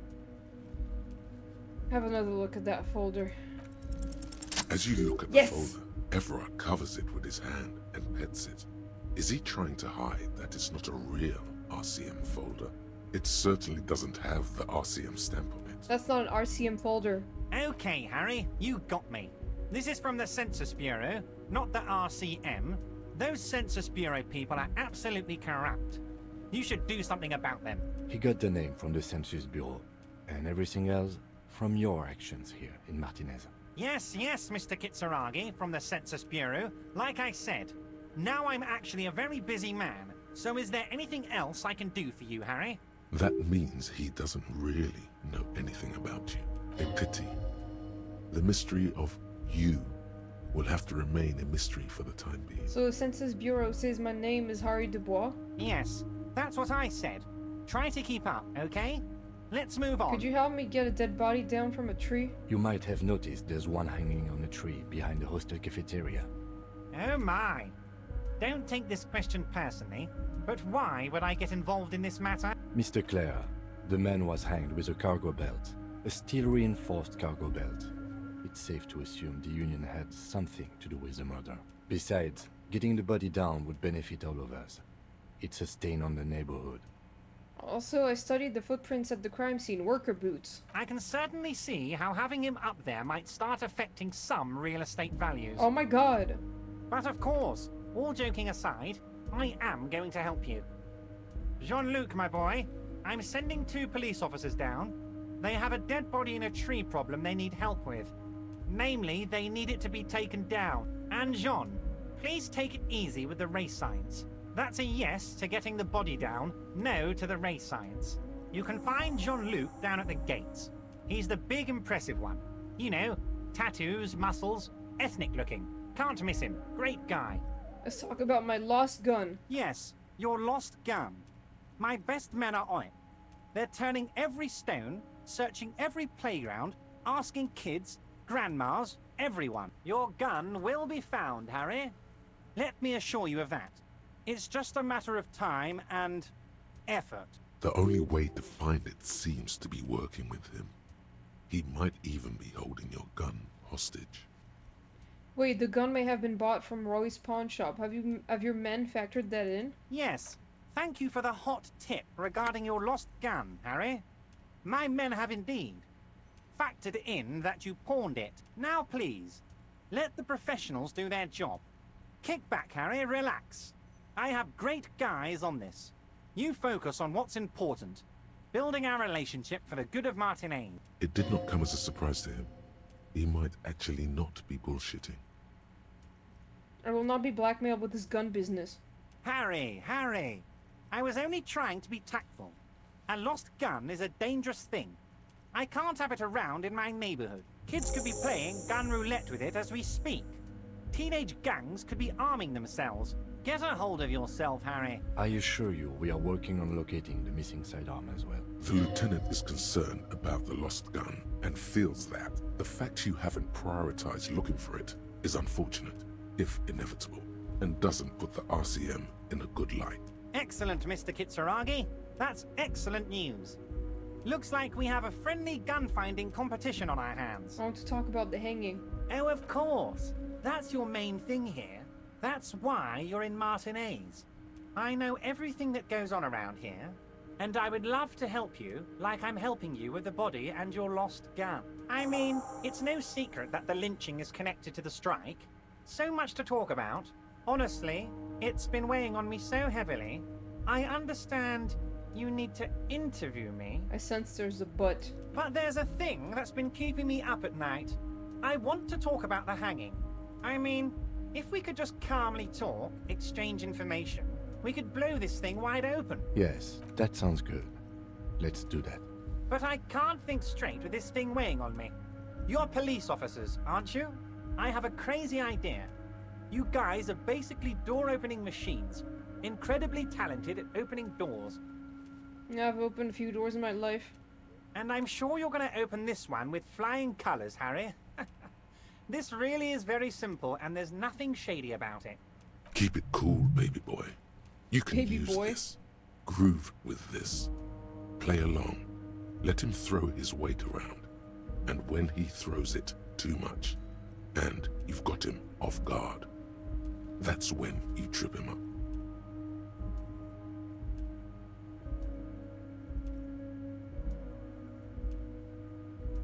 Why don't you just open it yourself? Harry, I'm a very busy man, and more importantly, I don't have that extraordinary physique you do. You look like you could run around all day. You want to send someone a message that the police are working for you. I repeat, I'm a very, very busy man, Mr. Kitsuragi, and therefore I must occasionally enlist outside help. So what will it be, Harry? Whose door is it? Oh, no one's. It's just a weasel. A weasel lives there. Nothing for you to worry about. What do you mean by a weasel? A loud blabbering weasel. When weasels feel no one is watching, they start acting foolishly. Just go there, unlock the door, and leave it open. It's been such a burden on me, Harry. I just want this to be over so I can discuss business with you. I bet you don't even know anything about the hanging. Harry, my dear friend, I am what people call a local bigwig. I know everything that goes on in Martinez. Damn it, fine, I'll look into it. We need to talk about that murder. Fantastic, my friend. Just let me know when it's done and we can take our friendship to the next level. You can get the key from Manana. He's down by the gates. Manana's like a free agent in the Union. Special operations. Hardened socialist. A real free thinker, too. He'll tell you precisely where the door is. One last thing, Harry. Just open the door. You don't need to go in or anything. I just want that weasel to come home and see the unlocked door. Okay, I met Joyce, the company representative. Oh, that's very nice. I haven't gotten around to her yet. I'm very, very busy, you see. I hope you're getting along. One thing I want to make very clear, Harry, is that this is not some kind of union versus corporation situation. Everyone is just pals here. Just pals? We're all trying to do what's best for Martinez here. Don't feel like you can't cooperate with her, because you and I are such good friends, and I'm helping you get that nasty body down from the tree. And with finding your lost gun. I'm not a jealous guy. What happened to the previous negotiator, Mr. Gaumont? What do you mean, Harry? Nothing. I let him go. He made concessions for the company in previous negotiations. Why would you let an ally like that go? He's an old man, Harry. I wanted him to spend more time with his family. God knows how long he's got left. You call him a midget. Harry! I have little people in my organization. I would never call someone a midget. What is this? Honestly, I'm beginning to think you're a midget, Harry. I'm only kidding, Harry. You're not a midget. No one is. We're pals. Joyce said the previous union leader vanished under suspicious circumstances. Vanished? Harry, the woman left her casserole in the oven and couldn't make it here in time for the voting. Oh, did I leave my casserole on? Better go home and check. The election can wait. When she got back, the whole thing was over. Wait, there was no mention of a casserole from Joyce. Funny, Joyce didn't mention any casserole. Harry, Harry, Harry. Do not fixate on this little matter. Maybe it was a rabbit stew, or a hairdryer, or an iron. The point is, her heart wasn't in it. Mine was. That much is true. His heart truly is in it. Though you wouldn't think so by looking at him. If it's spilled blood you're looking for, then there certainly isn't any in his expression or demeanor now. Everett, Joyce seems to think the union is lowballing her. Yes, yes. Lowballing, of course. This isn't a casino, Harry. Real people, real livelihoods are at stake here. But everything's a casino for those rich types. His expression makes it clear. This is childish and irresponsible behavior. Why haven't you let her in to see you? If she actually wants to see me, she will find a way. Any good negotiator would. And I just don't have anything to discuss with a bad negotiator. It's a fortress. He knows she can't get in here. He doesn't want to see her. It's as simple as that. Okay, let's talk about something else. Of course, Harry. Let me just assure you one more time. It's perfectly okay to share anything we discuss here with this Joyce. This is a completely transparent organization. I have no interest in what she is doing, but I myself have nothing to hide.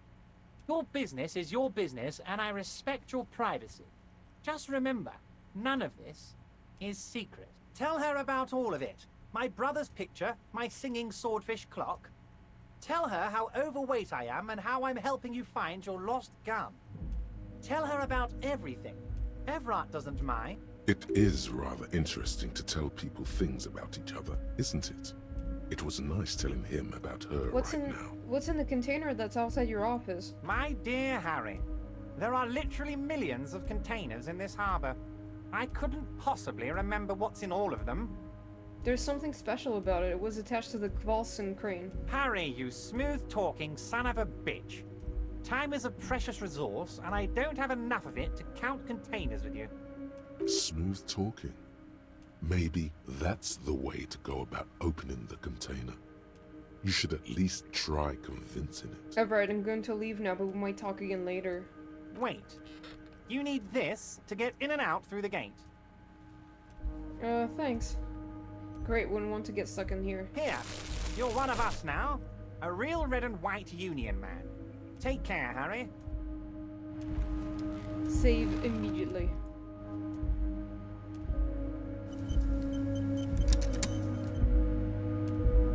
I'm out of here. Please go down, please. Oh my god. Why do I keep getting stuck? This is dumb. I'm literally stuck here. What? What? Hello?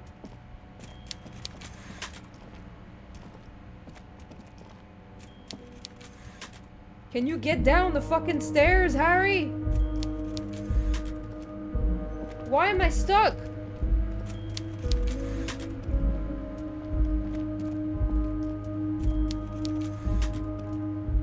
Is this a glitch?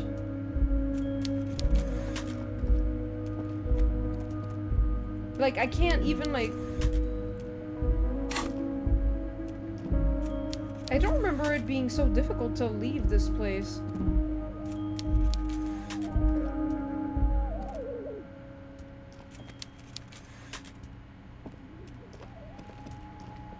Oh my god, okay, you're right.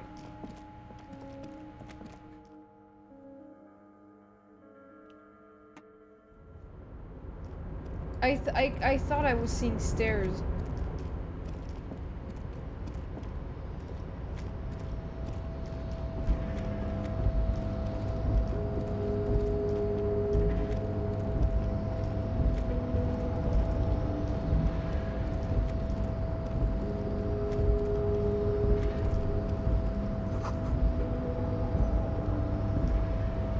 You're back before the cargo container. Its drawer has not lessened since you were last here. If anything, it... Okay, maybe I'll do this later. I don't have enough points.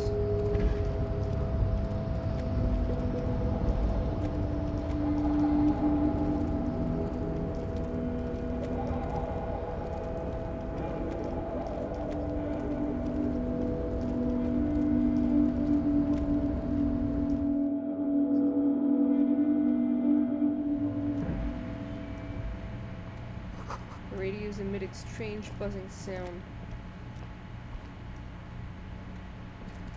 An imposing combination of a punch clock and a payphone is looking down at you from the wall. A note on the side says, "Tokens unavailable due to strike. Use change." The machine swallows your coin and seems to be waiting for your next move. Let your muscle memory dial a random number.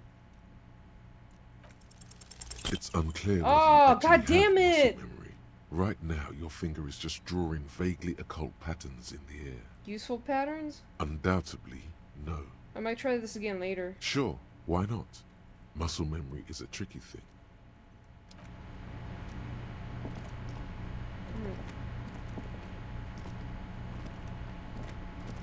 Someone left the coffee machine on. The dark liquid in the pot looks almost sentient.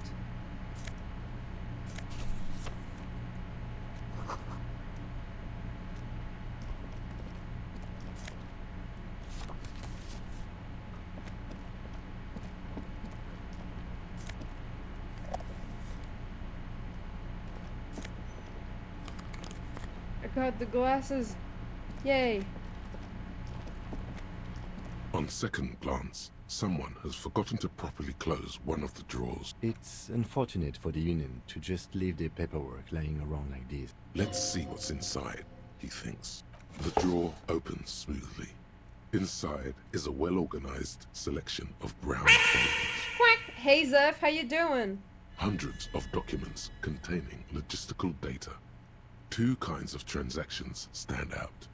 Materials coming into Revachol from the outside world, from Muindi, Grad, and even Ilmara, and the same materials being handed over to companies inside Revachol. Kuron, Coal City, La Delta, and Jamrock are listed among the many districts where the imports are being sold. Anything interesting? It's hard to make sense of this thicket of company names, dates, quantities, and percentages. You try to focus, but the lines are getting blurry. Think about Card cuddling more. Yeah. Force yourself to go through the folders. Okay. Look how blurry all Bro! the lines on these papers are. Why How does this game unwieldy hate me? Your own willpower is to yourself. You're like an absurdist Samaran monk, focusing through not focusing. Hermeneutics was almost within your grasp, but now only vague letters float before your eyes. Less meaningful, but aesthetically more pleasing. If I let my eyes go completely out of focus, all shapes start melting into each other. Is that what you're doing with those folders over there? Yeah. Right. This is probably not relevant to our case. After all, we're not investigating an accounting mystery. I literally keep failing my checks. I'm tired. My disappointment is immeasurable, The Quackler? and my day is ruined. Bro, I want to scream. Jamais vu. Derealization. Yes! Jamais vu. The opposite of déjà vu. Not already seen, but never seen. Everything that should be familiar appears strange and new, like some half-forgotten day in your childhood. Only now. That's the feeling you've been having. And for who knows how long. You should go and ask Joyce Messier about this. What world are we in? Yes! This is a fundamental question. Yes! I'm gonna do it. But not now. Or maybe I will. Demand democracy. Anything else? No, I think I took everything.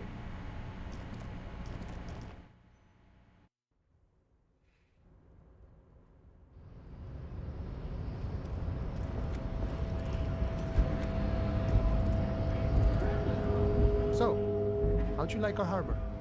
It was nice enough. It's but a rest area on the path leading across open plains. Right. You talk to the boss, eye to eye, like men of the plain. If you have any more questions, I'm set to talk. Everett said you have a key to a door? A key, huh? What door is this key supposed to open? He said it belonged to a weasel. Oh, say no more. I got you. I got that key right here.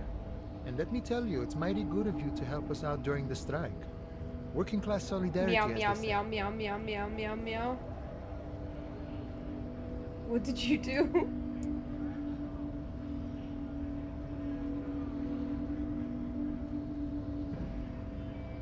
I'm not opening this door for myself. I'm opening it for all working. I'm not really doing this for political reasons. Oh, so the none of the above type, are you? I get it, I get it. I like to keep my distance too. But it doesn't matter. It's a good thing you're doing. Thanks. What you're looking for is a basement door behind the greenhouse. That's behind the whirling and rags. That's all I know. Our organization is what you call compartmentalized. Means we keep out of each other's business. Okay, but where did you get the key from? The janitor gave it to me. Nice fellow. We talked about life and things that really, truly matter. None of this mess we're in. This jiving and juggling. What's it for? To feed our children, I guess. Anything else I should know about this task? This weasel person? When he'll be home? I'm more of a philosophical dock worker. I like to talk about the big picture stuff. Who I am, who you are. Okay, that's not what I asked. For. Who he is, and what they're fighting for? Actually, this is interesting. Actually, do you know anything about the Hardy Boys? Los Hardys? They're an independent militant group. A bit too high-strung, but it comes with the responsibility. They're sort of like you. Preserve the rule of law and all that. Except it's Everard's law. But really, they're just like you. Is he actually comparing you, an officer of the law, to some neighborhood vigilantes? There's only one law friend, and that's me. Why not? Must be nice being something else for a change. The rest of us are just folks. Why are you striking? We're negotiating our share. Your share? Aye.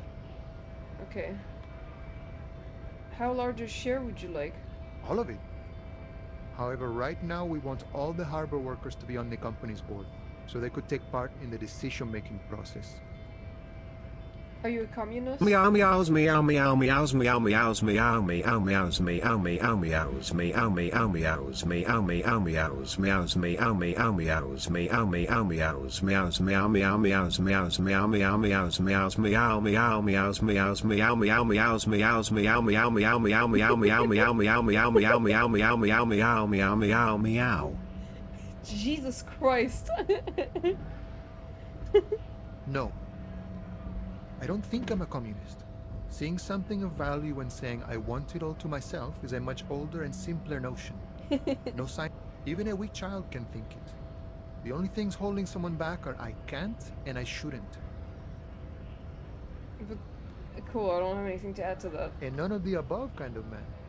No harm in being that. The boss man, Everett, what can you tell me about him? I think it's best you make up your own mind now that you've met him. In my eyes, he is a capable organizer and a decent businessman. What does bossing the union entail anyway? I guess you kind of get to be the village chief. He oversees the harbor, makes deals with the owners or other relevant parties, watches out for his own. By that, you mean corruption? By heavens, why would he not be corrupt? We live in a harsh and disordered world, see? And in this world, the old man It's is kill or be corrupt killed. for our benefit, and we know it. Appreciate it even. He is, personally, not too lavish. That does seem lavish to me. He is reasonably lavish, sure. That's his prerogative. It's not like you want a saintly demeanor on a corrupt motherfucker. That would be a manipulative illusion. Besides, there are no non-corrupt systems in the world anyway. And moralism is the most corrupt of them all. Not you, you would like to say. But then there's that weasel door. You seem to have spent a lot of time thinking about the political situation. Sure. I've had the necessary free time. Fortunately, there's always time. The look in his brown eyes conjures up an understanding. For him, Mother the quacker. command of his time is the most important thing. It all comes together now. The way he speaks about scabs, his general attitude. He's a follower of a 500-year-old Franco-Nigerian Boyadero code, itself an appropriation of quacker. Vespertine cool. That of a noble peasant or a traveling herdsman.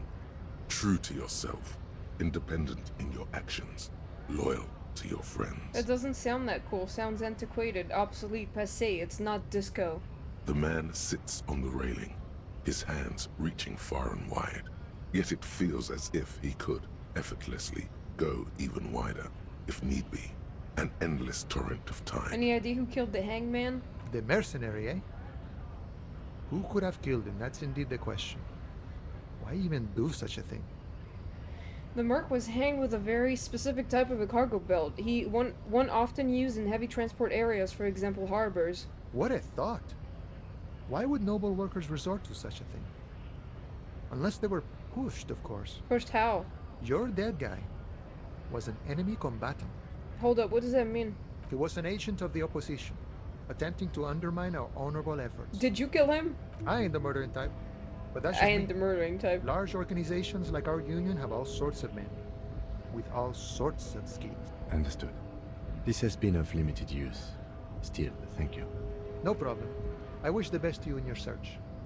Sure, I'm glad it's not my search. What's this? We're getting reports of normal, reasonable, temperate political opinions somewhere in Martinez. You must be mistaken, I'm a real radical. Of course, a radical No, centrist. I'm a communist. In these bright and loud times, where 1,000 frequencies drown one another out, sober thinking is a radical act. It's time to become a citizen of the Kingdom of Conscience. Where is this kingdom of conscience? It is not a place. It is a moment in time that can only arise in the right circumstances. In all of human history, it's only been achieved a handful of times. How do you bring about the circumstances? Incrementally. Yawn. You'd get there faster with a little speed. Shut up, electrochemistry! History's greatest catastrophes have been brought about by people trying to make the world a better place. Too quickly. That's the genius of Dolores Day. She recognized that progress is meaningless if its gains are lost because of instability. Real, lasting change can only come about gradually, increment by increment. What about all the things that are wrong now? Tisk tisk. Just because you live in the present doesn't mean you have the right to place your needs above the needs of the future. You may never live to see the kingdom of conscience. Your children may not. Shut up, Shinigami, Even your too. grandchildren might yeah. not. But that's no excuse not to keep working. I keep saying shut up electrochemistry every time he says something, and I say thank you Shivers every time Shivers says something. What a fucking joke. Shut up electrochemistry! This sounds mega boring. What? Do you believe the status quo is preferable to chaos and bloodshed? Then you've never lived through real chaos. Sometimes, in the face of great disaster, defending the status quo is progress. What's the kingdom of conscience really like? The kingdom is difficult to comprehend, and even more difficult to describe, partly because humanity will need to discard many of the categories that define and limit it today. The kingdom of conscience is post-capitalist, post-national. It's also post-industrial, post-ideological, and even post-sexual. Man, that sounds kind of terrible. I don't think I want to be a moralist anymore. What you want is immaterial. The kingdom of conscience is coming, whether you like it or not. Only very slowly. Fuck you. I'm not gonna be a centrist. Let me go down! For God's sake. Why is it always so hard to get down those fucking stairs? Why do I keep getting stuck here? I don't understand.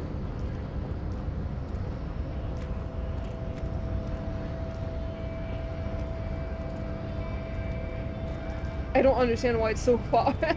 Dude, why? Why?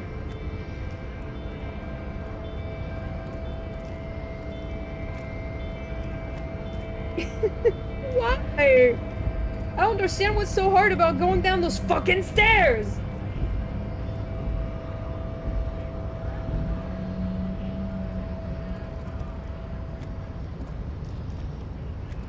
How? Why? How? How? Why?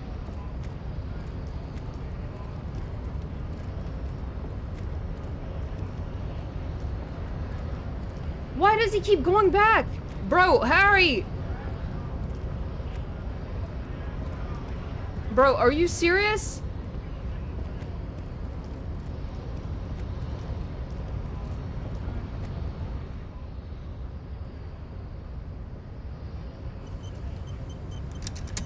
Alright, Measurehead, help me with the body.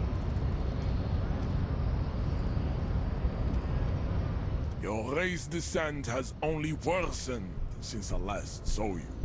You have really let yourself go. Evar told you to help us get the body down from the tree. So it was. You surmounted the harbor wall in a display of athletic prowess to reach my superior. Then had him give me an order. I salute your cunning, and I will remove the body from the tree with my bare hand. You're so noble, Measurehead. But while I am gone, someone must stand guard on the bridge. That someone needs to be you. Both of you. That would mean you're openly showing the people that you're taking the Union's side. Wait, that means showing everyone that we're taking orders from the Union. Yes. That is precisely what it means, homunculus. This is not going to happen. Okay, fine. Babe, see that they stay here the whole time. Please don't glitch.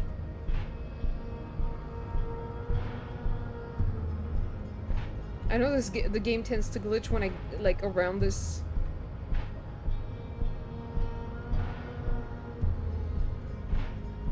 Yep. Yep. The woman's gaze follows Measurehead as he leaves. So, you guys are like cops or something? Why are you with Measurehead? Look at him. His craniometric perfection. Are you cops or what? We're just trying to keep things from going to shit. Have you ever thought that maybe things should go to shit? I'm Katya, by the way. Shut up, I don't care. You hear that? That sound? He's breaking something. Yeah, Jean-Luc must be really tearing it up over there. I wish I could see it. I also wish I could see it. I don't. I've seen enough of that dead body already. Look at you! RCM rent-a-cops! Shut up! Guarding that bridge like Everott's lapdogs! Is this where it's at now? The RCM is for sale! And who are you? What is your business here? Why are your clothes 4 sizes too small for you? I'll work with whoever I want. Shut the hell up. A shrill laughter We are game, interrupts ma'am. you, echoing across Martinez. It's Kuno. Then the man turns to look behind him at the behemoth appearing around the corner, approaching him, walking past him.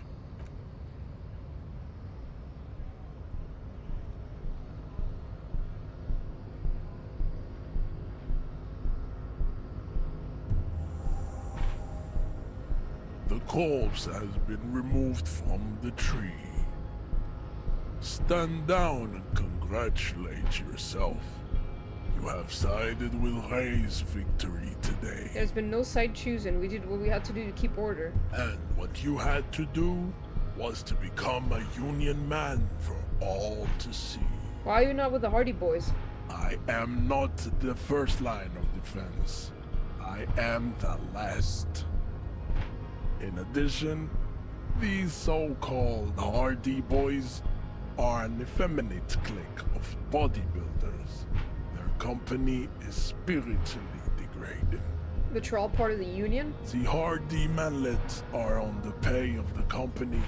I answer to the Union alone. And I do this out of Ray's heroism. Finance is an alien concept to the Simony. Now leave me be. I must luxuriate in the company of my woman. I'm not doing the fucking race theory thing.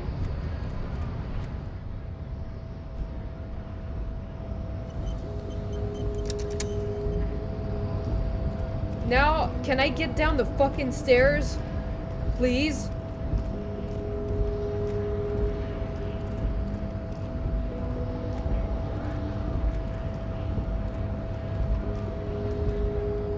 I legit don't understand why I get stuck so often here. Please! Why does he turn back every time?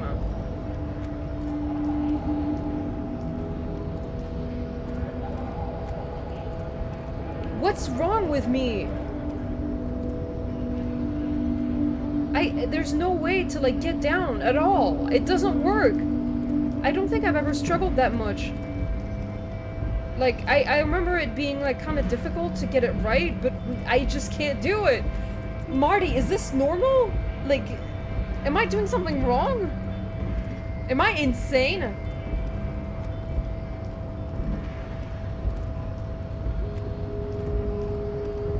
Is there any other way I can leave? Yeah, I'm gonna go through that other fucking door, whatever, man.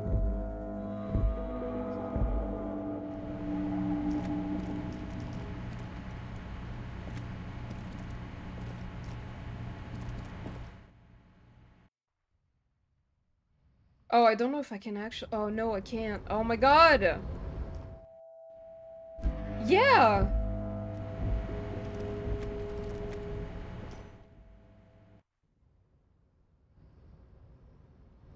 Like, I don't know what else I'm supposed to do here.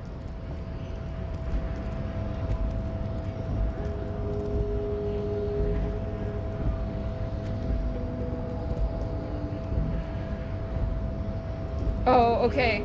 Dumb. I have to keep pressing, like, forward instead of, like, going down. That's really stupid. Right to work! Right to work! Alright. You're just mad now.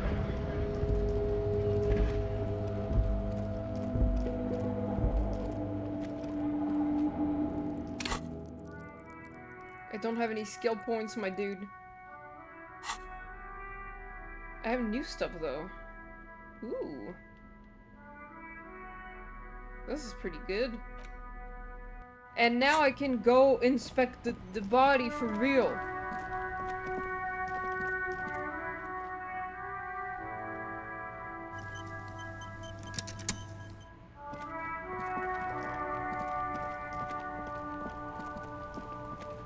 Thank you, Chain. See you later.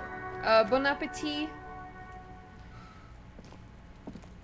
The corpse lies on the ground among the remains of an absolutely demolished pinewood branch. It's gently laid on one side. While it's down. Mr. Measurehead has done a good job. Nothing is too broken or compromised. The victim is ready for a field autopsy. A field autopsy? Yes. 1. Investigation of the scene. 2. Initial examination of the victim.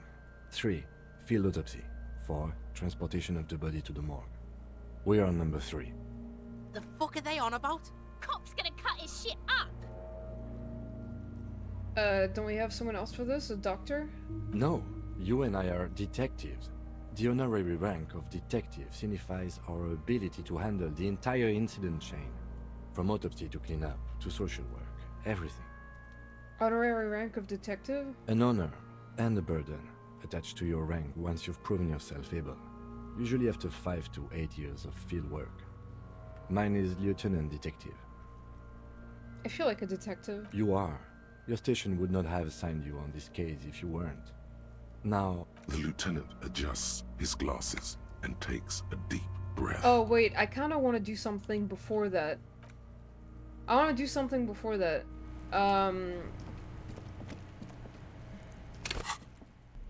But I don't have the skill points.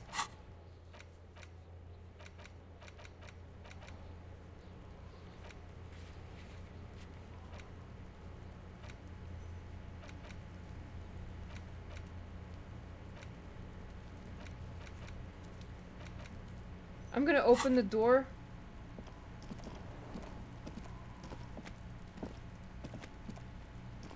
Where's that basement door?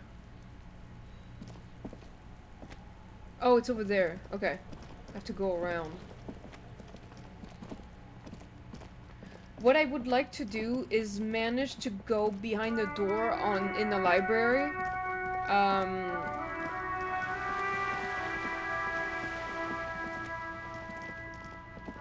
For reasons.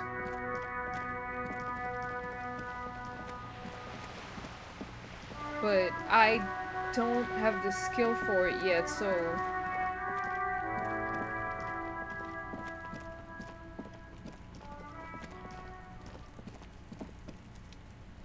This must be it.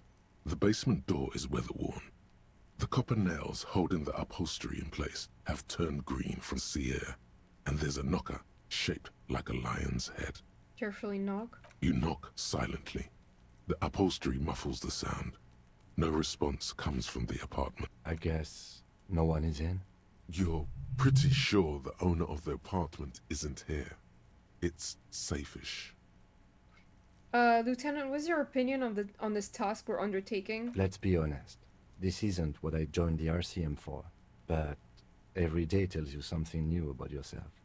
Apparently, working with the local union boss to get info on an investigation is not something I'm squeamish about. So you don't mind if I unlock the door? I mind that the local thug is using the RCM for his busy work.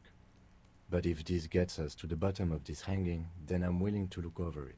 On the other hand, we could just leave and tell Everard we opened the door. No one seems to be tailing us to see if we actually did it. Lie to Everard? That's also an option? Yes. Presenting a fabrication is known to get results here and there. You took this task. You make the call. The door is right here. You can just open it and be done with it. Besides, if you never open it, you're never gonna find out what's behind it. I'm just gonna open it. You try to be as silent as you can. It takes a bit of rattling of the handle to loosen the bolt. Finally, the door unlocks with a small clack. Thoughts race through your head. Only curiosity could account for stepping over that threshold. Maybe there's treasure in there. A white alligator. A fountain of quicksilver. As you hold the open door, You can feel the air moving. A little draft, a whistle.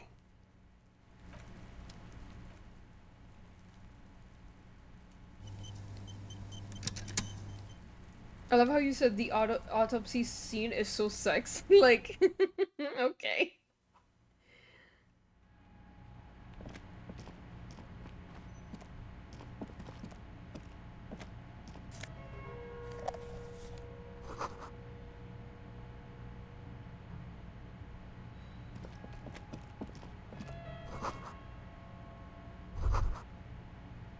This is the flag of Revachol, the suzerainty. What's with the sun? This isn't just one sun, but there are little suns dancing around the big sun.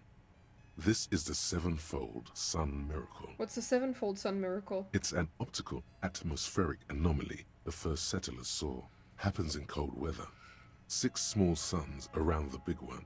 This complex halo phenomena is how old Revachol got its flag. Uh-huh. It is but one of the many strange optic atmospheric phenomenon of this wondrous archipelago. You're sure you I know, saw I know what sundogs you mean. in your It's youth just funny. and blue flares. It's just funny how like we now say sex to just mean good. It's so funny.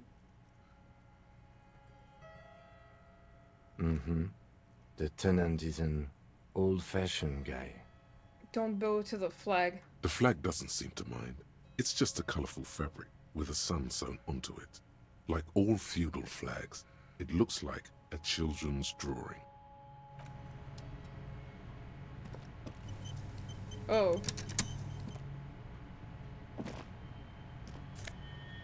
Shirt.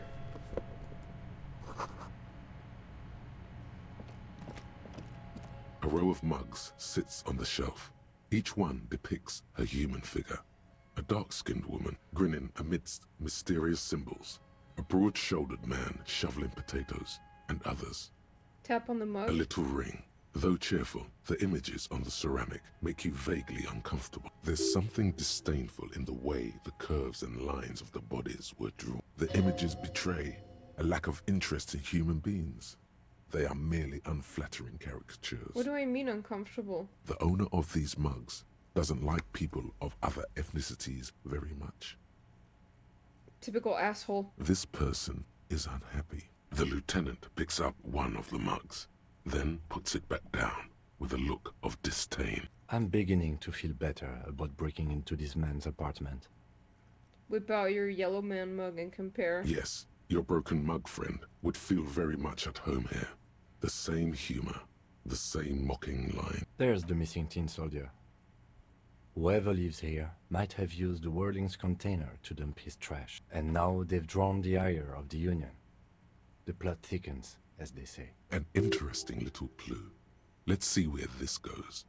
Clues have a way of magically connecting to other clues down the road. Perhaps you should break into apartments more often. Do you really think it's the same person who put the dead man's clothes in the trash? Who knows? I'm not expecting too much from this clothes in the trash lead either way. It might turn out to be some random local matter, but still, a nice coincidence. Move on from the mugs. I took all of the things. I wasn't supposed to get in, but I did anyway. Master Investigator, you just can't keep yourself away from locked and hidden places, can you? What do you mean? Nothing, nothing. You're right. Get in there. Deep. Invade every personal space. Break every lock. I'm just browsing. Yes, that's what it is. A quick peek here. A short glance there. It's all quite delectable. Alright.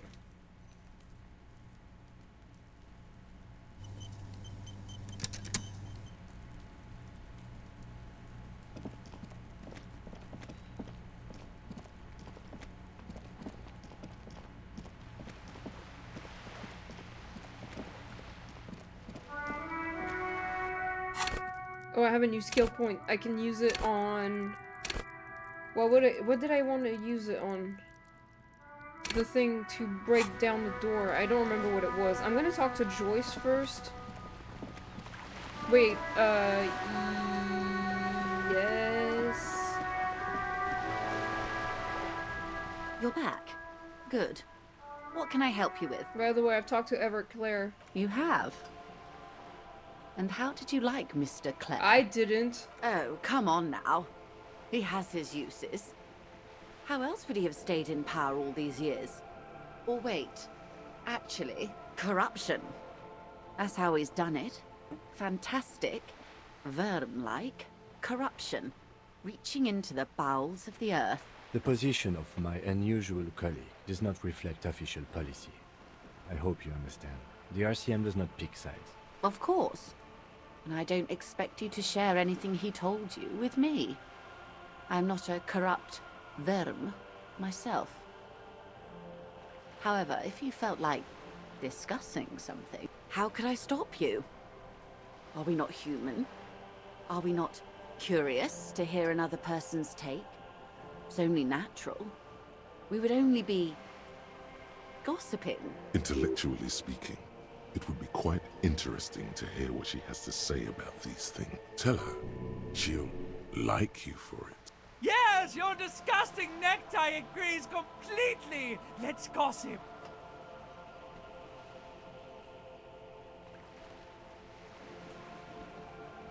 That money you gave me, would that make things weird if I shared information, I mean? Weird?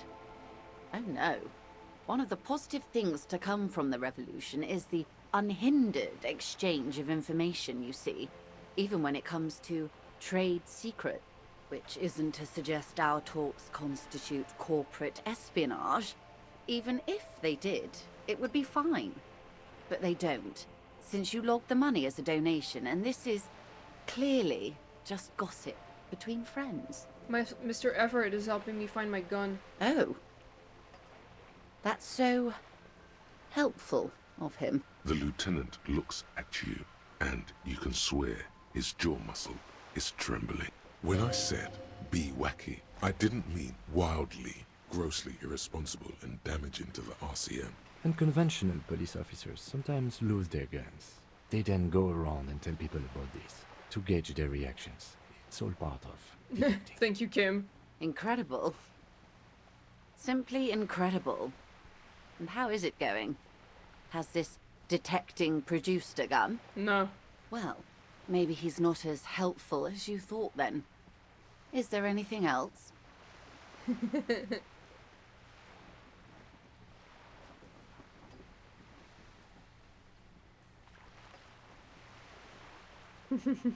Of course, Detective. Should something come up later down the road, don't be afraid to drop by for a chat. Until then, is there anything I can help you with?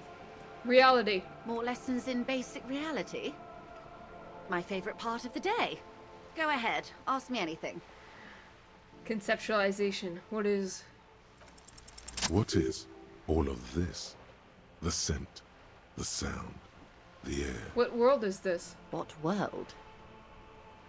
The only one, I suppose. The world of matter. And its pale antipode. The pale! The camera of her mind glides over the surface of the water. What do you see? Great bodies of water. Forest-covered surfaces. Clusters of light where the cities lie. You've seen the montage. We all have. This world is enough. There is a term of endearment they coined for it in the DeLorean century, when humanity was high on this world, discovering more and more of it, these archipelagos included. What is it? Elysium. Elysium! Elysium, the world needs a term of endearment. It does. There are those who would call it hell. A term of hatred that originates, like many such things, with the Mesk petro-fascists. I don't feel like I've got a whole picture yet. Oh, you want a picture of the world? There is no complete set yet, dear. They're having some trouble reaching orbit. How come? Great things are difficult to achieve. For now, we're viewing the world from the inside, sideways. How about it's a ball? That's looking less and less likely, Detective. You wouldn't know it from the tabloids, But the ORG nations have been launching weather balloons into the lower ionosphere since the 30s. ORG, Occident Revichol-Grad. There's a steadily increasing trickle of images. Between the big three, they're piecing together a dark grey corona. A dark grey corona? Yes. Pale covers 72% of the surface. There are grey flares and prominences, even arcs above entire isolas. The images are blurry, but if there was a sphere in there, it certainly looks like it fractured a long time ago. That shit is crazy. Like, this world building is insane to me. A cold fear seeps into you. Oh my god, wait, what the hell are you telling me? You seem to be spooked. Please don't be.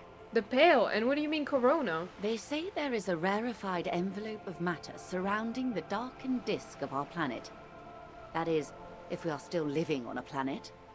Or, to speak more plainly, imagine vast swathes of land disrupted by nothingness. I am sorry, dear. It must sound quite terrifying through the acute encephalopathy. Even scientific positivism isn't entirely convinced about what we're dealing with here. But this is one of the greatest questions of our time. Maybe when they get the complete set together, it will jolt us out of our rut, bring us together, however naive it may sound. Okay, and then everything will be okay? I don't know about things of that scale. My expertise lies in nations and trade routes, one or several layers below everything. But yes, we'll be fine. Don't worry. Thank you. She does not seem convinced that you'll be fine. If anything, she's realizing how deep your condition runs. It certainly doesn't feel like I'm fine. You have misimagined it. I don't have the power to convey to you the effect and geometry of the images that depict our world from below low orbit. It's like the crowning of the world. It's insane. Very disco. You'd love it. Well, if you say it's disco... See? Everyone finds something worth holding on to in this world, however wasted its opportunities. The cold seeps into you. The air is heavy with 80% humidity. Thank you, Shivers. Suddenly, you're conscious of yourself standing there, on whatever this all is. Your arms hang down by your sides. The lieutenant observes you both, silently. He adjusts his glasses. You said pale. What is pale? The pale is not, technically speaking, part of reality. Yes. Also, I think we've had enough excitement for today. Remember, we have a cadaver to attend to. His voice is low, but firm. All she can say is, Of course, Lieutenant. Let's try something else. What do you mean it's not part of reality? Ma'am, remember you are dealing with a very sensitive and impressionable police officer who is still recovering from a recent medical episode. The Lieutenant's right. Let's change topics. What do you want to know? Anything. You could sneak back later when the lieutenant is not here, unless you can convince him to step aside. Oh, Kim trusts you!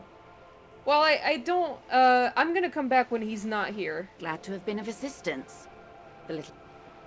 I have to come back when he's not here anyway to talk to the lady at the traffic jam. Cause she won't talk to me if he's around. She won't say the interesting stuff.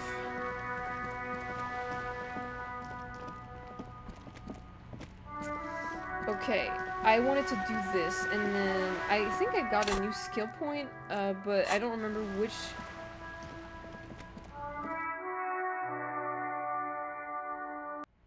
Which skill that is. To break down the door. A heavy door with a missing handle stands before It's you. pain threshold.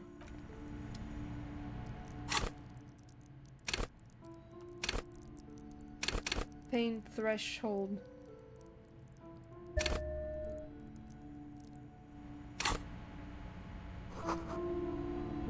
No sane person would ever put their head into such machine. What?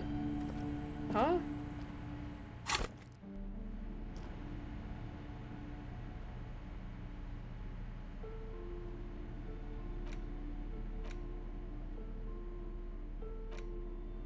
have anything. Pain threshold.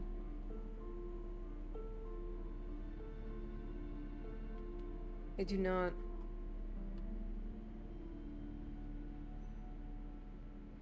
I guess let's try this.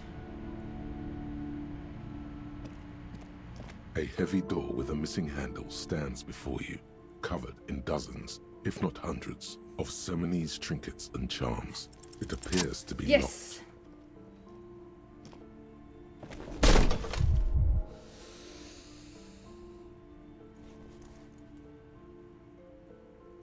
I did it. You smash into the wood and see a small crack appear on the door frame. It's going to take one more try to break through to the other side. But you've done it. You're not thinking of trying again, are you? Smash into the door and shout, "Fuck the system!"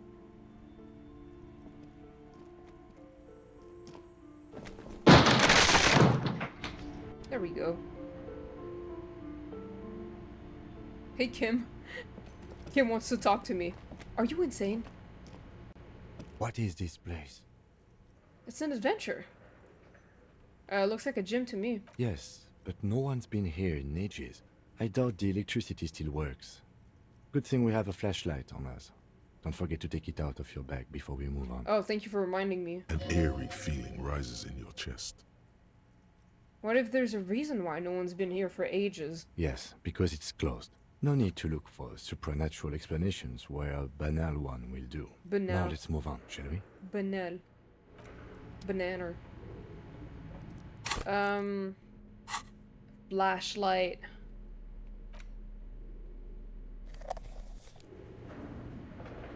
Sandbag.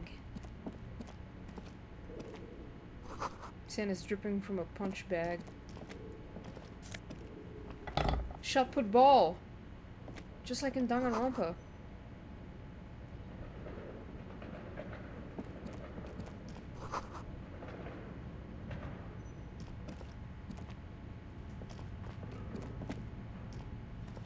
A barbell lies on the floor.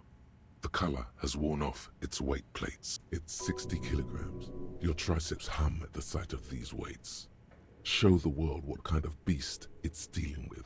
Lift them. There are no collars on the barbell. This is a safety hazard. Why does it feel so familiar? Is this familiar because I'm a weightlifter? No, it's not that. It's the stale smell of rubber, the squeaky sound of sneakers, your bruised knee against the mat, and a whistle. Then the feeling is gone. It's just a memory from another life. When you were young and fit. Look, Kim, it's a trap. There are no collars on the barbell. You're right. The weight may fall off. Better not touch it then. What kind of bastards would just remove the collars? It should be a felony. It would be a violation of EPIS safety regulations if the gym was still operating, but it isn't. No one's supposed to come here anymore. Okay, I might not try this yet because my head hurts. Maybe another day.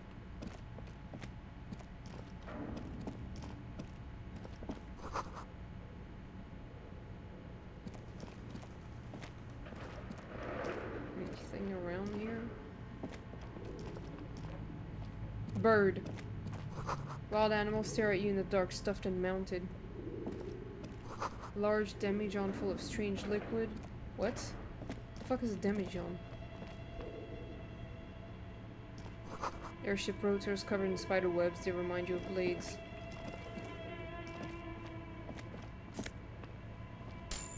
More money. Naked mannequin torso, a strange yellow color. Are we in Silent Hill? What's going on?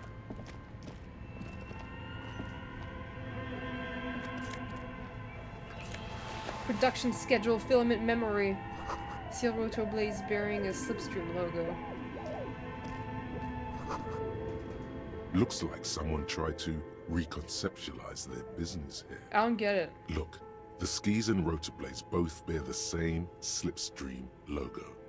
It seems likely that they started out making one, failed to turn a profit, and then pivoted to producing the other. But the question is, which did they start with and which did they pivot to? That's a good question. What a strange leap of imagination, and yet they still failed. How sad. Reality is ruthless.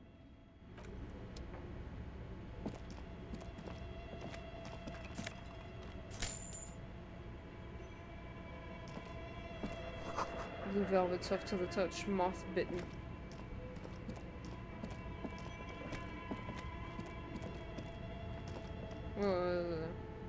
Is this Emma's atelier? Yeah.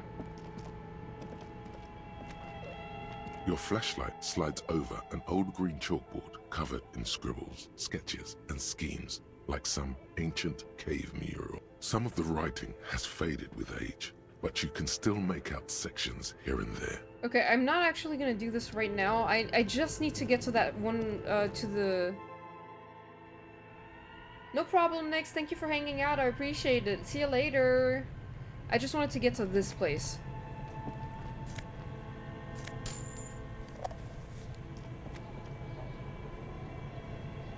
I want to get to the fridge. You see a terrifying ice bear with a strange compartment in its belly. The door is covered in frost, and the bear's eyes are glowing red. What is this thing? It looks like a giant ice bear. The lieutenant doesn't answer. His eyes are glued to the animal. A sharp slice of light shines out from its mysterious belly door. Crack open the door. A gust of freezing cold air rushes to greet you. You hear a low grumble as the bear regulates itself. This is the inside of a refrigerator. The lieutenant takes a peek inside. His hand has found the holster of his gun. What? Relax, Kim, it's a fridge. Of course, just a giant ice bear-shaped fridge. Let's take a look inside. The shelves are empty.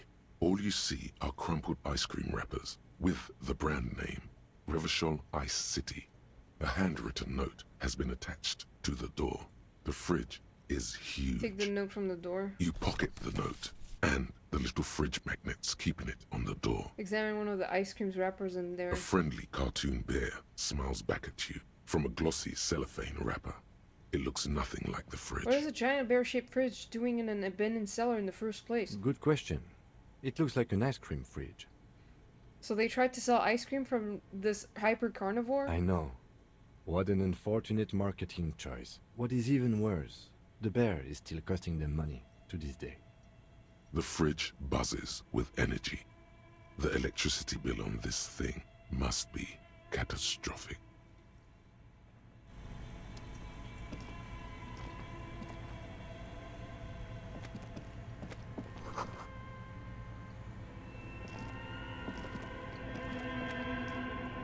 A thick layer of coal dust covers the furnace, coloring it pitch black. Looks like this furnace has a face, and it's a face of agony. Kim, what is this thing? Is it a furnace? Looks like it. Looks like an old central furnace used to heat the building. It's Hey, connected welcome to the back, chimney. Jane. No one has used it in ages. No signs of any recent fire. Look inside the furnace. It's dark and grimy here. In the darkness you can hear chatter. It's coming from above. A voice or several voices talking to each other. Near the smoke chamber, upstairs. What are you doing? I'm hallucinating. Wait, really? Take your head out of the chimney, please. It's not safe. It feels safe to know that the lieutenant's got your back, now and always. Yay, smear your hands with coal. A lush layer of coal now covers your skin, sinking into the wrinkles. Your hands look ancient. You feel the spirit of Ramut Karzai, ancient hero of Grad, pulsing through you. All that's left is to cover your face in war paint. Hadramut Karzai, smear your cheeks black with coal. 3 dangerous stripes appear onto your cheeks, telling stories of your wild soul. What are you doing? Nothing. I'm sorry, that was stupid. Yes, it was. Oh, kick it with your foot. A hollow ring Ow. echoes through the furnace. Your toe hurts. Why did that not work? Huh? I gave myself medicine and it didn't work? Be for real. Bent metal. Broken glass. Your path lies strewn with the broken forms of everyday objects. You are the destroyer. The destroyer. The bane of inanimate matter. Gaze upon me, stuff and despair. Kudos. Thanks. Anti-object task force? I don't think I'd finished that one thought.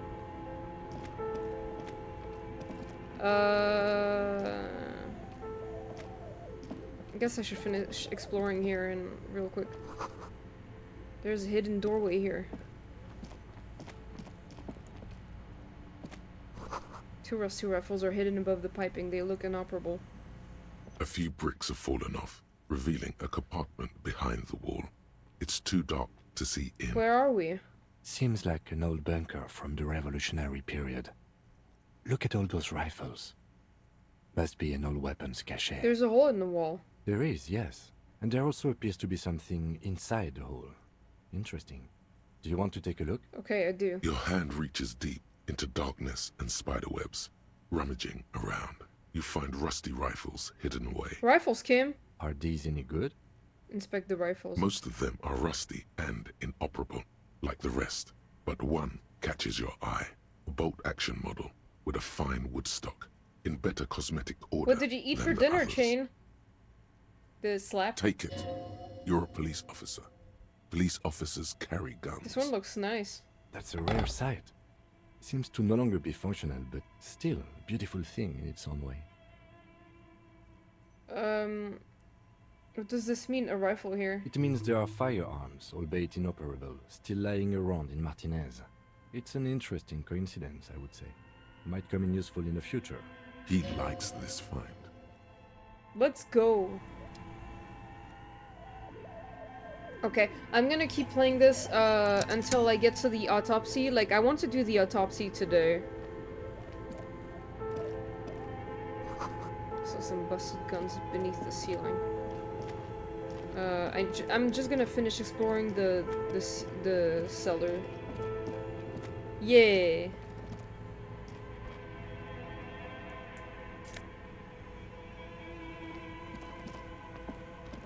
I mean, it's not gonna be much longer, I think. I just need to do the autopsy after. Frozen ice cream markers that's still running.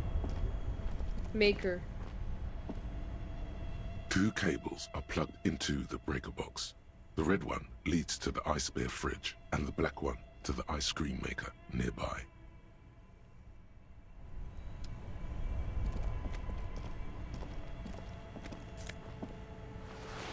Insane mesh tank top. What about what's over there? Oh, I didn't mean to go through here.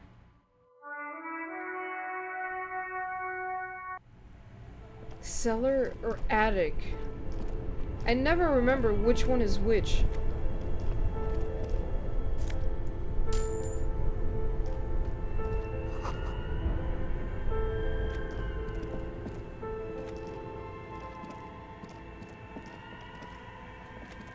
Okay, I think I'm done exploring the cellar or attic or whatever the fuck.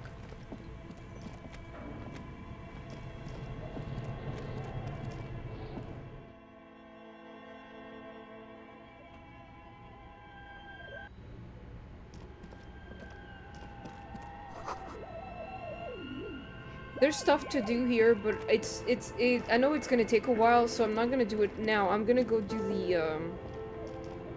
the autopsy. It's just if there's stuff to get.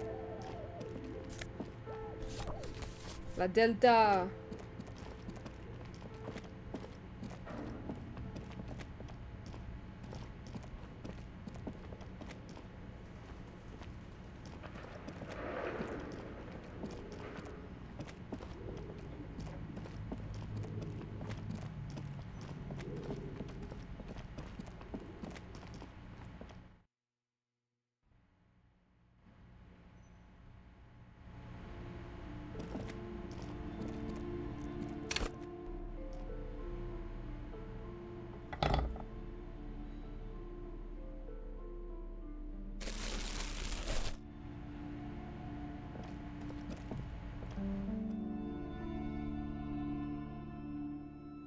Now let's get back to that body.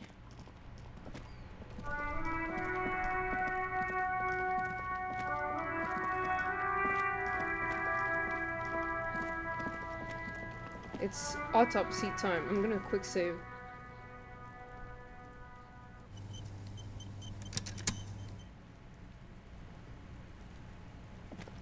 The rotting man lies on his side with his eyes looking straight. The lieutenant adjusts his glasses and takes a deep breath. First, what exactly is a field autopsy? Come on, officer. You know what a field autopsy is. You've done 100 of them. Actually, it appears I have forgotten what a field autopsy is. Fine. It's a 3-part form to be filled out on the scene by the detectives responsible. One takes notes, the other dictates. The goal is to establish cause of death. Do we need a scalpel for this? A scalpel is not always required. I hope this is one of those cases. Latex gloves are, however. Clap your gloved hands. Let's get in there. There truly is a time for everything, even for yellow gardening gloves. However, they are lacking hygienically. I suggest you get in there in limited capacity. Alright. I'll ask you when I need you to. For the most part, maybe I should handle the contact and you take notes? Or should I take these notes on my paperwork? Yes, you see, the field autopsy form is the one on red copier paper. Okay. The dead man stares in silence as you crack open the ledger. The bright red paper is covered in boxes and lists, describing the condition of his skin and organs in 3 parts. Above those, an 11-field info form needs filling out first. It begins with... one assistant. That's you. Right, Harry Dubois, I guess. The corpse is indifferent to your scribblings, just lies there. The next box says... Coroner's number. KK57-0803.0815. Write it down. Next. Name. NA. Next. Date of birth. NA. Age. Roughly 50. Right, roughly 50. The corpse looks ageless, like meat on a hook. 6. Race. Mondial. Write it down. The pudgy mess of curdled meat looks neither mondial nor anything other. This is really disgusting, but so well written as usual. Sex. Fucky! Shut the hell up, Kunoas! Male. Pigs can have sex? Right, male. Nor does he look male, with his pregnant belly and indistinguishable face. Date of death. We're still going with March 4th. 51. What else? 9. Body identified by is non-applicable. 10. Case number is the same as the coroner's case. KK57 0503 0815 listens motionless, with the cargo belt still around his neck. Only one box remains. Evidence of treatment? None. At least not after the initial examination. A strange word. Treatment. What exactly is treatment anyway? Interfering with the body's position or wounds post-mortem. Uh-huh. How did you not know that? Aren't you a cop? You're leaving a weak impression here. Say something sure-handed. I'm not so sure. Didn't the footprints look like he was carried over? They'd have to have incapacitated and carried him over. This man was more than a match for untrained dogwalkers. We should start the post-mortem. The corpse cannot feel Kim's hand on his chest. It no longer meaningfully interacts with its surroundings. A thicket of boxes and lists on red copier paper tries to answer why. 1. External examination summary. Clothes. The deceased wears armored boots and white briefs. The make of the briefs is Babrodine, I think. Let's see. See, it's happening. Babrodine, yes. Inexpensive. Size M. Color Sexo! white. The disappointment is palpable. The red-haired thing was expecting something more lurid. The boots are ceramic, vitreous enamel. They are fused to his skin from blood flowing downward post-mortem. Removal of the boots is left for processing. It would be clever of you to omit the boots altogether, sire. If you are to keep them for yourself, as you ought to, you have deserved them more than anyone else. Okay, omit the boots. The boot has a serial number. It's E50.100.100. The lines between the plates are in the shape of the alphanumerical. The number is purposefully concealed by the design. Write it down. Tattoos. The upper torso is covered in a single, continuous tattoo, resembling a map of the night sky. It reaches from the right shoulder to the heart. The ink is blue and white. The assistant has a color photograph of the markings, to be added to the case files as document A1. The photo is taken on the scene, using a Trigat Mini. The deceased has a belt for airlifting cargo around his neck, tied with a hangman's knot. Color, yellow. Length, 3 meters. There is a buckle on the other end. Well-nourished, athletically built, measuring 1.8 meters. Generally consistent with age, about 50. Preservation is good. Ambient temperature, below freezing. Body hair is light brown. Distribution is consistent with age. The deceased had male pattern baldness. Hair is combed back, short. Touch the corpse's hair before moving on. The hair under your latex fingers feels cold to touch, wet. Stroke his hair gently. The stench is suffocating. Strands of dark brown hair start sticking to the latex of the glove, like thread off a rag doll's head. Keep petting him. More hair sticks to the glove. That's gross. Hair off the rain-soaked head of a dead man. There are bumps and dips on the skull below. An alien landscape. There, dead man. You were someone's child. It's all over now. Bro, shut up. There, baby.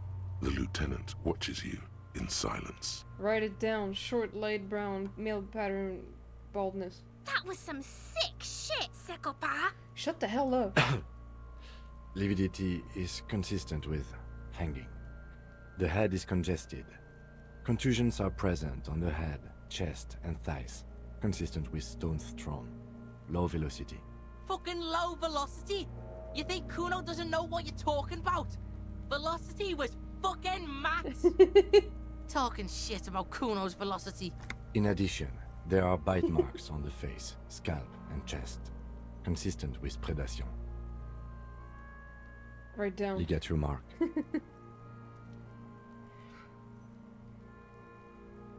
The steel wiring. There's too much of it. We need to remove the belt so we can get to the ligature mark. You got just the right tool for that. The chain cutters. Oh yeah, I'm prepared. The hanged man lets out a joyous little bubble of rot from his nose. Ew, good thing we got these chain cutters. Always good to think ahead.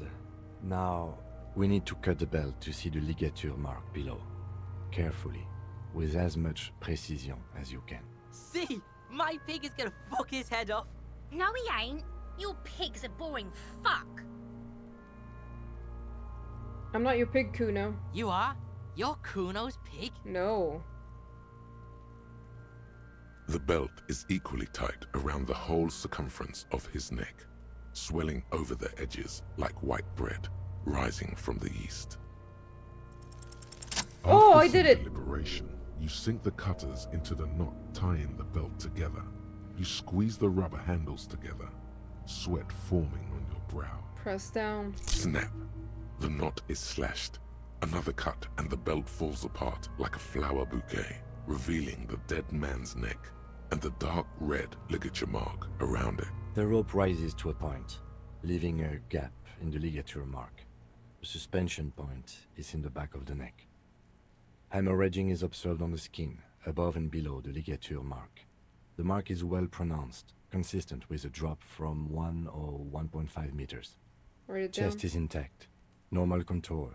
Abdomen is protuberant. Pelvis intact. Genitalia... No! Let's get up and see! I fucking knew it! This is clearly what they've been waiting for, ever since the autopsy began. The lieutenant is trying to make it as boring as possible. Genitalia is male and unremarkable. Unremarkable. No evidence of injury. Inspect the genitals. The dead man's penis is average-sized, congested from the downward collection of blood. The testicles are uneven in length, hanging underneath. Great. The genitalia is greenish. Marbling is present around the crotch. Write it down, Back move is on. symmetrical and intact. Upper and lower extremities are intact, but asymmetrical. There are combat injuries on the right hand, thigh, and hip. Bullets have bitten little pieces out of him. It must have been excruciating, especially the Cock head. and balls. Before you is a temple of pain that knew little tenderness in life. In addition, I see smaller, residual scars, too numerous to count, covering about 30% of his skin. This is the body of a soldier, a mercenary. Mm-hmm. We have a real museum here. Of battles, wars. Last item, hands. Pick up the hand. His flesh is cold, icy. Pleased to meet you. Where are you from and what's your name? My name is... I'm only fucking with you. I know where you're from. From Cappadocia. And your name is Il Corbo. What can I do you for, Il Corbo de Cappadocia? Pleasure's all mine. Tell me, are you a temple of pain and a stranger to tenderness? You get me, Kobo. I feel like you were once, for tenderness and kisses yourself, but then shit went south and now you're ahead of even me on the pain front. We should do this more often. Be close like this, I mean. I don't know about that. Hands are clean. No sign of injury from struggling. Were we expecting any? I was. Maybe I'm just not seeing them. Honestly, this stench is making it hard for me to think at the moment. Ooh. That's all for the external. Well done. What next? Internal examination. Central nervous system. I have nothing. Do you have anything on this man's central nervous system? Of course, there is a moral to be drawn from it. A moral to this story. If I might add to the moral of the story. What would that be? The dead man looks, too, with barely contained excitement to hear the moral of his story. The brain is very vulnerable to compromises in its blood supply. I think that may well be the moral of every story, officer. I'll write NA. Good. Musculoskeletal. Purge fluid is coming from the mouth. Not injury related. Eyes and tongue protuberant. Hyoid bone. Let's see. With his eyes almost closed, the lieutenant puts his hand on the dead man's throat and begins to massage it, gently. A rotting smell erupts from the mouth. Purge fluid runs down his lips, black and viscous. Yeah, jack that fucker off! The hyoid bone is fractured. The rest of the musculoskeletal system is intact. Unremarkable. Respiratory system. Oral cavity shows no lesions. The victim has received dental implants, possibly after a combat wound. Mouth swollen. Hemorrhaging present in mucosa of the lips and mouth. From here, it looks as though the clown-faced man is screaming. The tendons of his jaw are torn apart. Hyoid ripped from the force of the lieutenant's hands. Look inside the dead man's mouth. No scream. No sigh of relief rises from the darkness inside. It's humid there. Sickly sweet air, unlike anything living. You feel like you're about to throw up again. Straight in that mouth of his. Ew. No, you don't. You can keep it in. You can keep anything Look inside the dead man's mouth. No scream. Oh. No, you don't. Look deeper you inside. You can keep it in. You manage to suppress the contractions trying to enter your stomach. All it takes is concentration. Through it, you see nothing but darkness. More meat and darkness. There are ancient mysteries down there, Kobo. Ask me later. Hemorrhaging present in mucosa. What the hell was that? Inland Empire had like the voice. What the hell? That was weird. It's so weird when the skills change voices. Oh my god.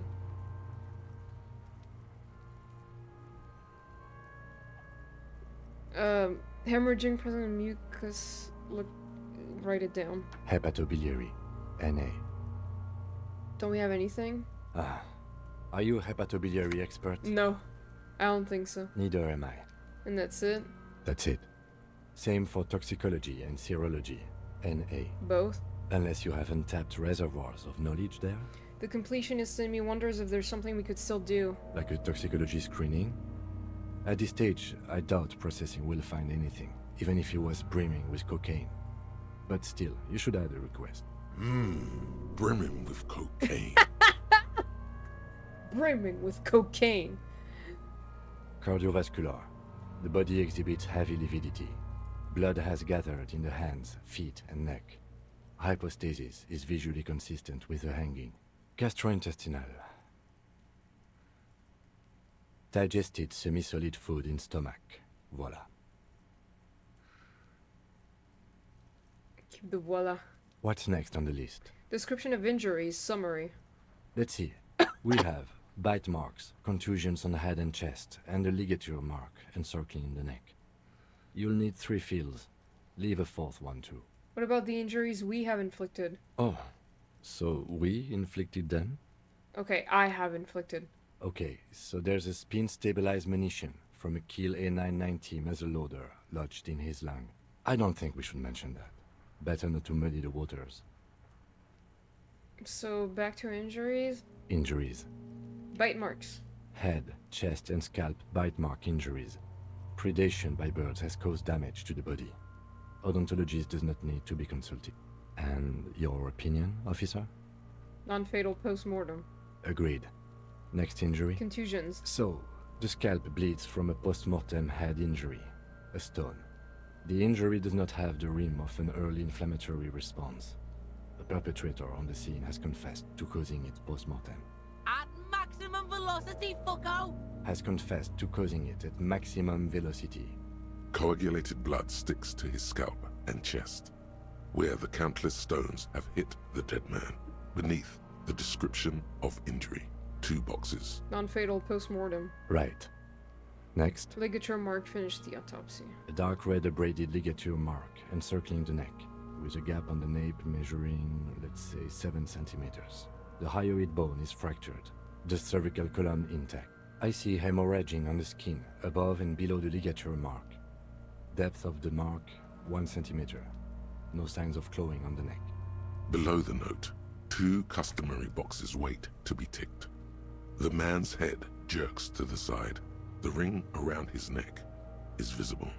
Fatal injury? That's it. We have established cause of death. It's not much, and it leaves much to be questioned. But it's a start.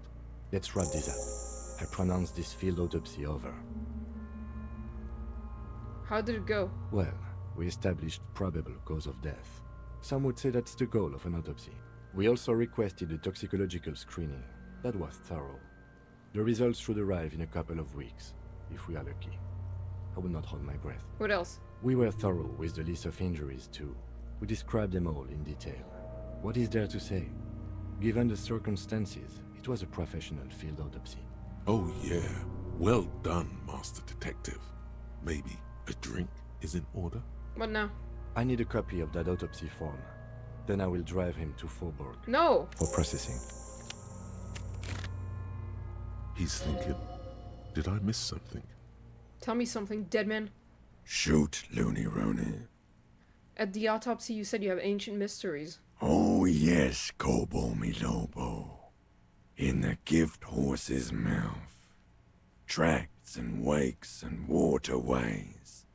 Ancient materials buried. Yeah, but to where, brother? Just a small gulp away. My beloved Kobo. A small gulp away. Come back later, Kobo. Amuse yourself with my frank manners and my memento mori features. If possible, also, see me in your dreams. Yeah, I love it also. Try to remove the dead man's boot. Do we want to do that? I thought we decided to leave it to processing. Let's not turn this into some kind of circus. How did... Oh my god! Be for real!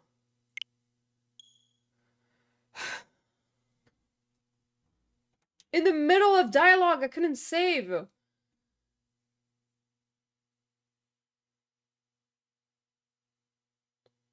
I wanted to do the thing where you take the corpse to the fridge, but how do you do that? I don't think I have the option to do that right now.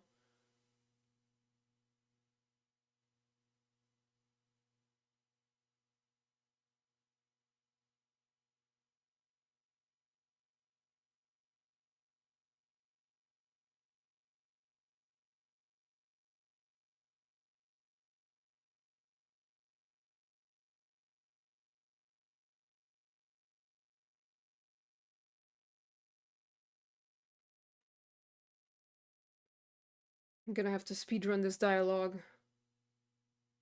Man, this shit sucks.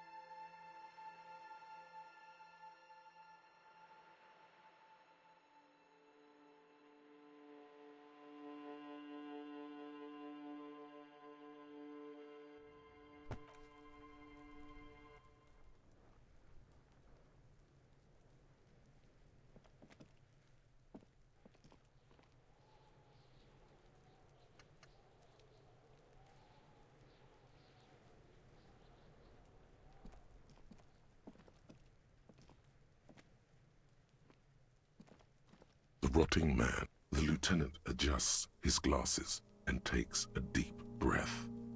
Shoot, Looney Rooney. Come back later, Corporal. Come on, officer. Fine. A scalpel is not always required. There truly is a... I'll ask you when... Yes, you see, the field autopsy... The dead man. Above those.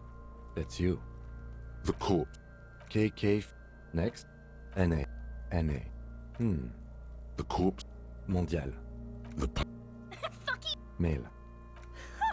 Pigs can have sex. Nor. We're still... What else? KK. None. A strange word. Interfere. How did you not know that? On... They'd ha... We should stop. The corpse cannot feel. Clothes. Babrodi. The disappointment. The boots. It would be clever of you. The boot has tattoos. The upper the assist. The DC. Well nourished. Body hair is light brown. Distribute. The hair. The stench. More hair. There. The lieutenant watches. That was fucking talking. In addition, there are bite ligature marks. Still, You got just the right tool for that. always good. We need to... See? No, he ain't. Your Oh my pig's a God. boring fuck. After snap. The rope rise. Hemorrhaging. Chest is... No! This is Genitalia is male. the dead man's. Back is... Bullets. In addition, I see smaller residue. Last item. His flesh. Pleased to meet you. I'm only fucking with you. I know where you're from. I did, Kobo. I did. Reminded me we should do this more often. Hands are clean. No sign... Ooh. Central... Of course, there is a. What would that... The dead. I think that... Good. With. Yeah. The higher it... Respirate... Oral... From here, it looks as though. No. No, you don't. You ma. There. Hemorrhaging present. Hepatobiliary. NA. Same for toxic... Cardiovascular... Gastrointestinal... Digested semi-solid food in stomach. Voila. What's next on the list? Let's see. We have... Oh. You mean this... That was not a team effort. I just... See? Why don't you fuck him if you love him so much? Now, injury. Head. And your opinion? Agreed. So... Has confessed to... Coagulated blood. Right. The dark... I see him... Below the note. That's it. Let's wrap this up. I pronounce this field autopsy over. Well, we were thorough with the list of injuries too. Oh yeah. Well done, Master Detective. Maybe. I need a copy of that for processing. He's thinking, did I miss something? I thought we decided to leave it to processing. Let's not turn this into some kind of circus. You run your hands over the victim's cold body, his limbs, his torso, the genitals in his breeches continue to... Can't get enough of that dick. Oh. Do you think we missed something? You can't shake the feeling that there are more secrets concealed in the flesh before you. There's something we're not seeing. Okay, well, we are in livor mortis here. He is disintegrating. We need to refrigerate the body if we want to conduct another examination, and we need to do it fast. Okay, where do we find a fridge for the body? Hey, wasn't there a giant ice bear sarcophagus below that building? An absolutely colossal fridge still plugged in literally in the shape of an ice bear. Yes. Now, I've rarely been disappointed by the size of a giant ice bear fridge, but I think we should still take a look at it first. Make sure it's big enough before we carry him out. Let's move. With every hour, whatever we are looking for in the deceased will become harder to find.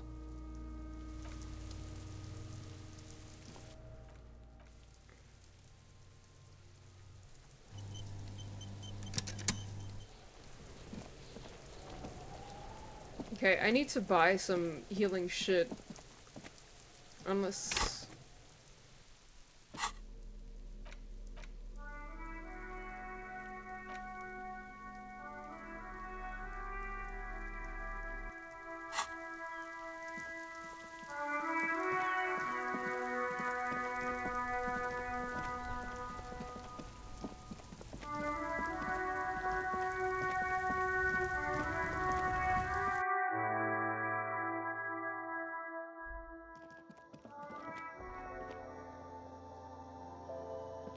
A small cabinet on the wall is filled with various medicine bottles, nasal sprays, and blister packs. Okay, here. I hope Saint Baptiste makes you feel better or something. Okay, here. I hope Saint Baptiste makes you feel better or something. Okay, here. I hope Saint Baptiste makes you feel better or something. Okay, here. I hope Saint Baptiste makes you feel better or something. Shut up. Okay, here. I hope Saint Baptiste makes you feel better or something.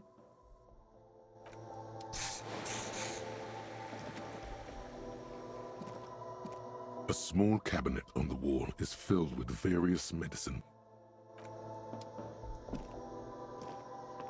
The tear machine stands. Your bottles clunk. Do you know what you should do with that?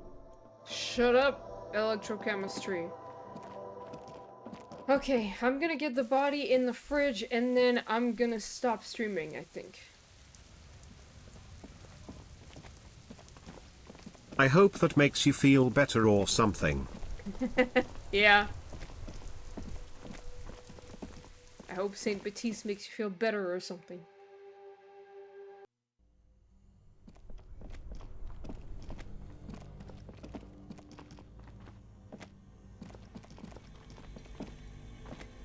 The bear's eyes are still glowing red, watching over all the ice cream wrappers hidden inside its belly. So what do you think of this fridge, Kim? It looks big enough for 2 corpses. It's certainly an eccentric choice, but it is capacious and cold enough, too. But the optics on this are awful, he thinks. We need to be as silent as we Yeah, can. we're gonna transport this body through the street. Shall we go and get the body, then? I'll take the head, you take the feet. The stairs won't be easy, but we'll manage. The body is heavier than you expected and stinkier. It takes half an hour to get The fucking noise. I can't even hear the voice. The lieutenant takes a step back to admire your handiwork. Beautiful. A dead body in a nice bare fridge. This is some of the best police work I've ever done. I'm not sure I believe you. Of course you don't. Look at that. What have we done? We stuffed a dead body in a nice bare fridge. This does not leave this room. Okay, Kim. He means it. He doesn't want to be the ice bear cop.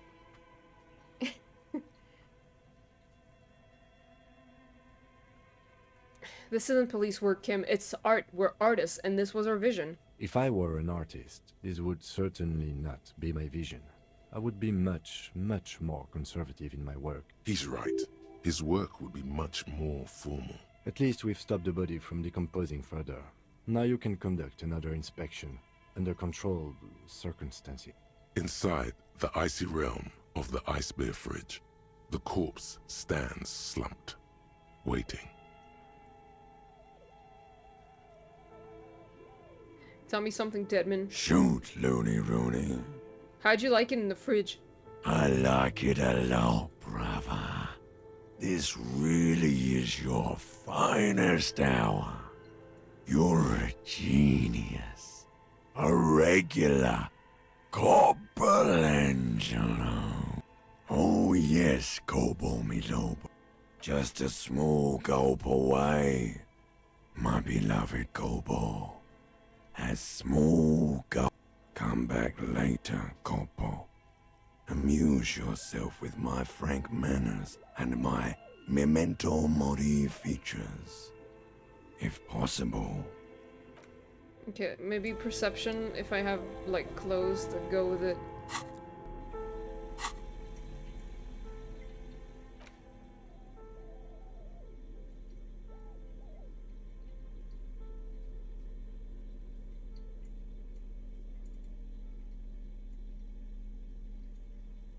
Oh my god, I have nothing!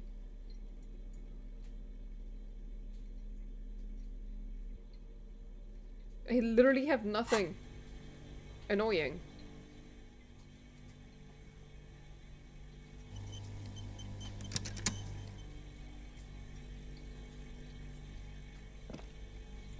The bear's eyes are still glowing red. It's guarding over the freezing corpse hidden inside its belly. You touch the dead man's body. His skin is cold, light blue and silvery in the light of the fridge. You still have no idea where to begin, or what to even do with him. It'll come to you sooner or later. At least he's safe here until then. I thought we decided to leave it to processing. Let's not turn this into some kind of... Okay, we're gonna leave him here for now. And we're gonna stop for today. Okay. I'm still not done with day 2, which is fine. There's still some stuff I have to do before the end of day 2. Hopefully examine the body thoroughly and find what's in the mouth, because there's something in the mouth.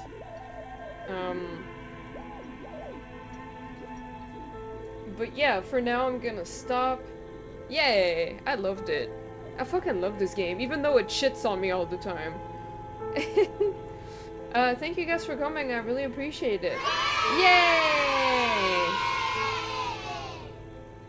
Thank you for the head pat, Mag. Oh wait, it's not activated, god damn it. I did see that you tried to give me a head pat though. Let me try to put it back.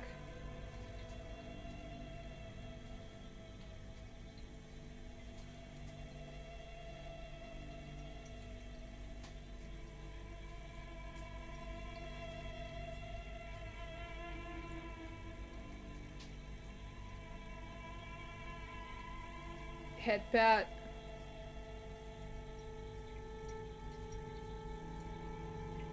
Yay! It worked this time. Yay! Okay, who's streaming right now? I was gonna see someone who I can raid.